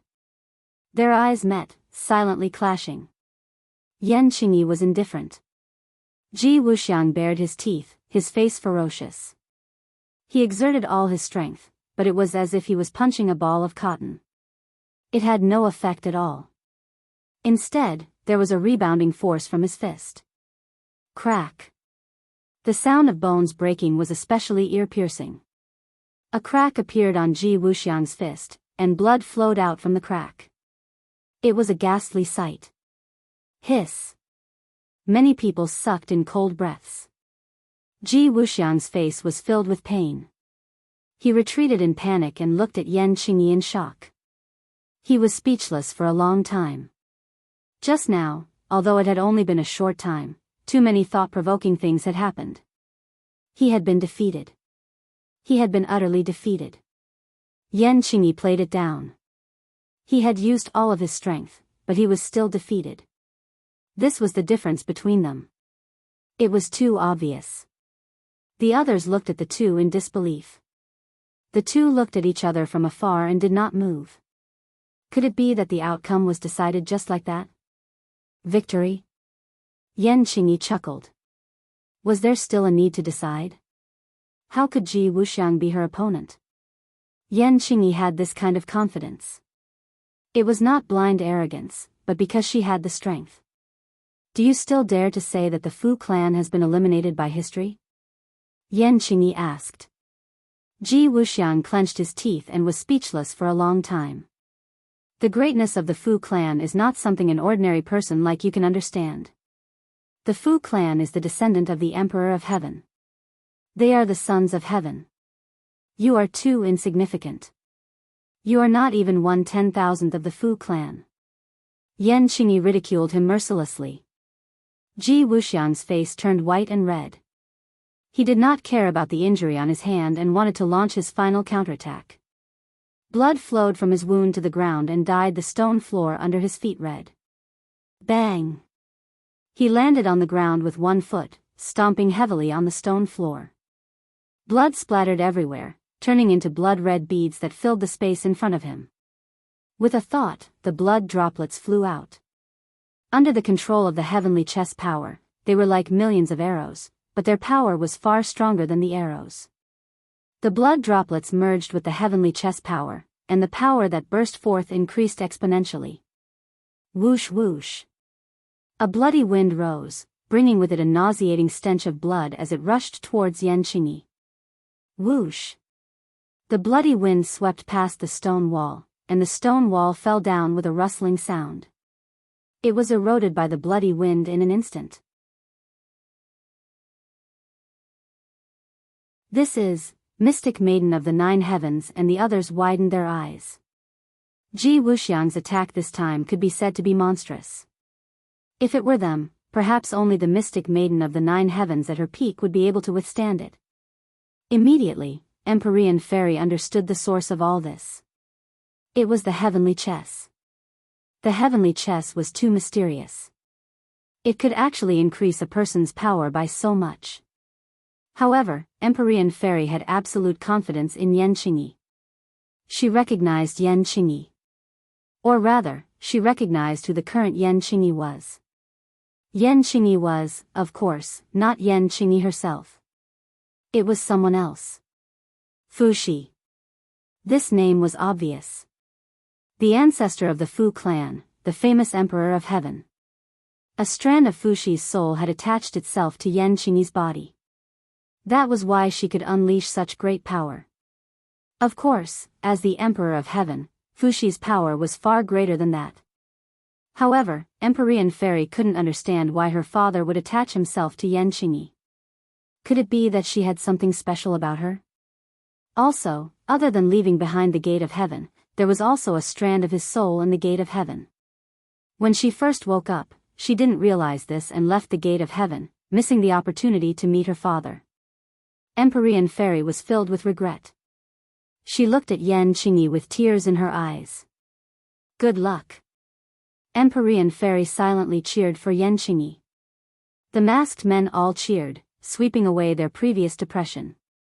Just now, when Ji Wuxiang was injured, these people felt as if they had experienced it themselves. It was as if there was a huge rock pressing down on their hearts. They all became silent. Now, it was as if they had won a battle. They looked at Ji Wuxiang with burning eyes. She'll be fine, right? Yan Luyan angrily asked, but also seemed to be comforting himself. Yan Qingyi was his aunt. They were connected by blood. Although he didn't understand how she suddenly became so strong, but seeing Ji Wuxiang's powerful attack, he couldn't help but worry for her. Empyrean Fairy looked at him and then gave the others a comforting and encouraging look. She said with certainty, "Don't worry. How could Ji Wuxiang be her match? Seeing her strong confidence, although they didn't understand what was going on, everyone temporarily put their hearts back into their stomachs. Yan Qingyi lightly walked towards Ji Wuxiang. She didn't move in the slightest in the midst of the bloody storm. It was as if her feet were connected to the earth and couldn't be shaken in the slightest. The bloody storm messed up her hair and fluttered her clothes. Her eyes became brighter and brighter, like the light of the stars. It was so bright that people couldn't look at her directly. Ji Wuxiang felt as if his whole body had been scraped by a knife when her gaze swept past him. It was a burning pain and he couldn't help but shudder.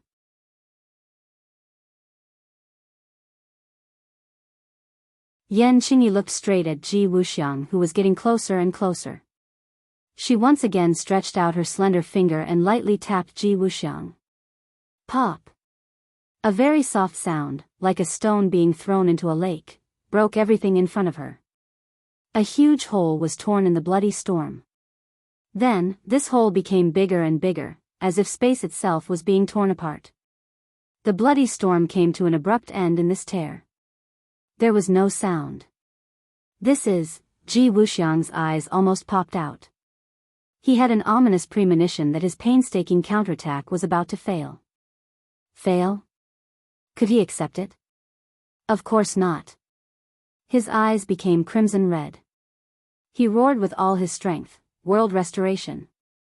The power of the celestial chess increased again. The wind and clouds in the divine gate changed. The bloody storm came again. The others were affected. They also looked like they were facing the Grim Reaper. Their faces turned pale and they resisted with difficulty. Bang! Bang! Bang! A few masked men flew up like birds with broken wings. They hit the wall hard. Their heads were bleeding and their brains were splattered. They died on the spot. The Empyrean fairy took out the mountain river map to protect her companions so that they wouldn't follow in the masked men's footsteps. Swaying in the wind and rain, Yan Qingyi was bathed in it, yet he was as resolute as a boulder. He didn't waver in the slightest as he calmly walked towards Ji Wuxiang. At such a close distance, they could even hear each other's breathing. Who are you? How can you resist the celestial chess? Ji Wuxiang swallowed his saliva and asked.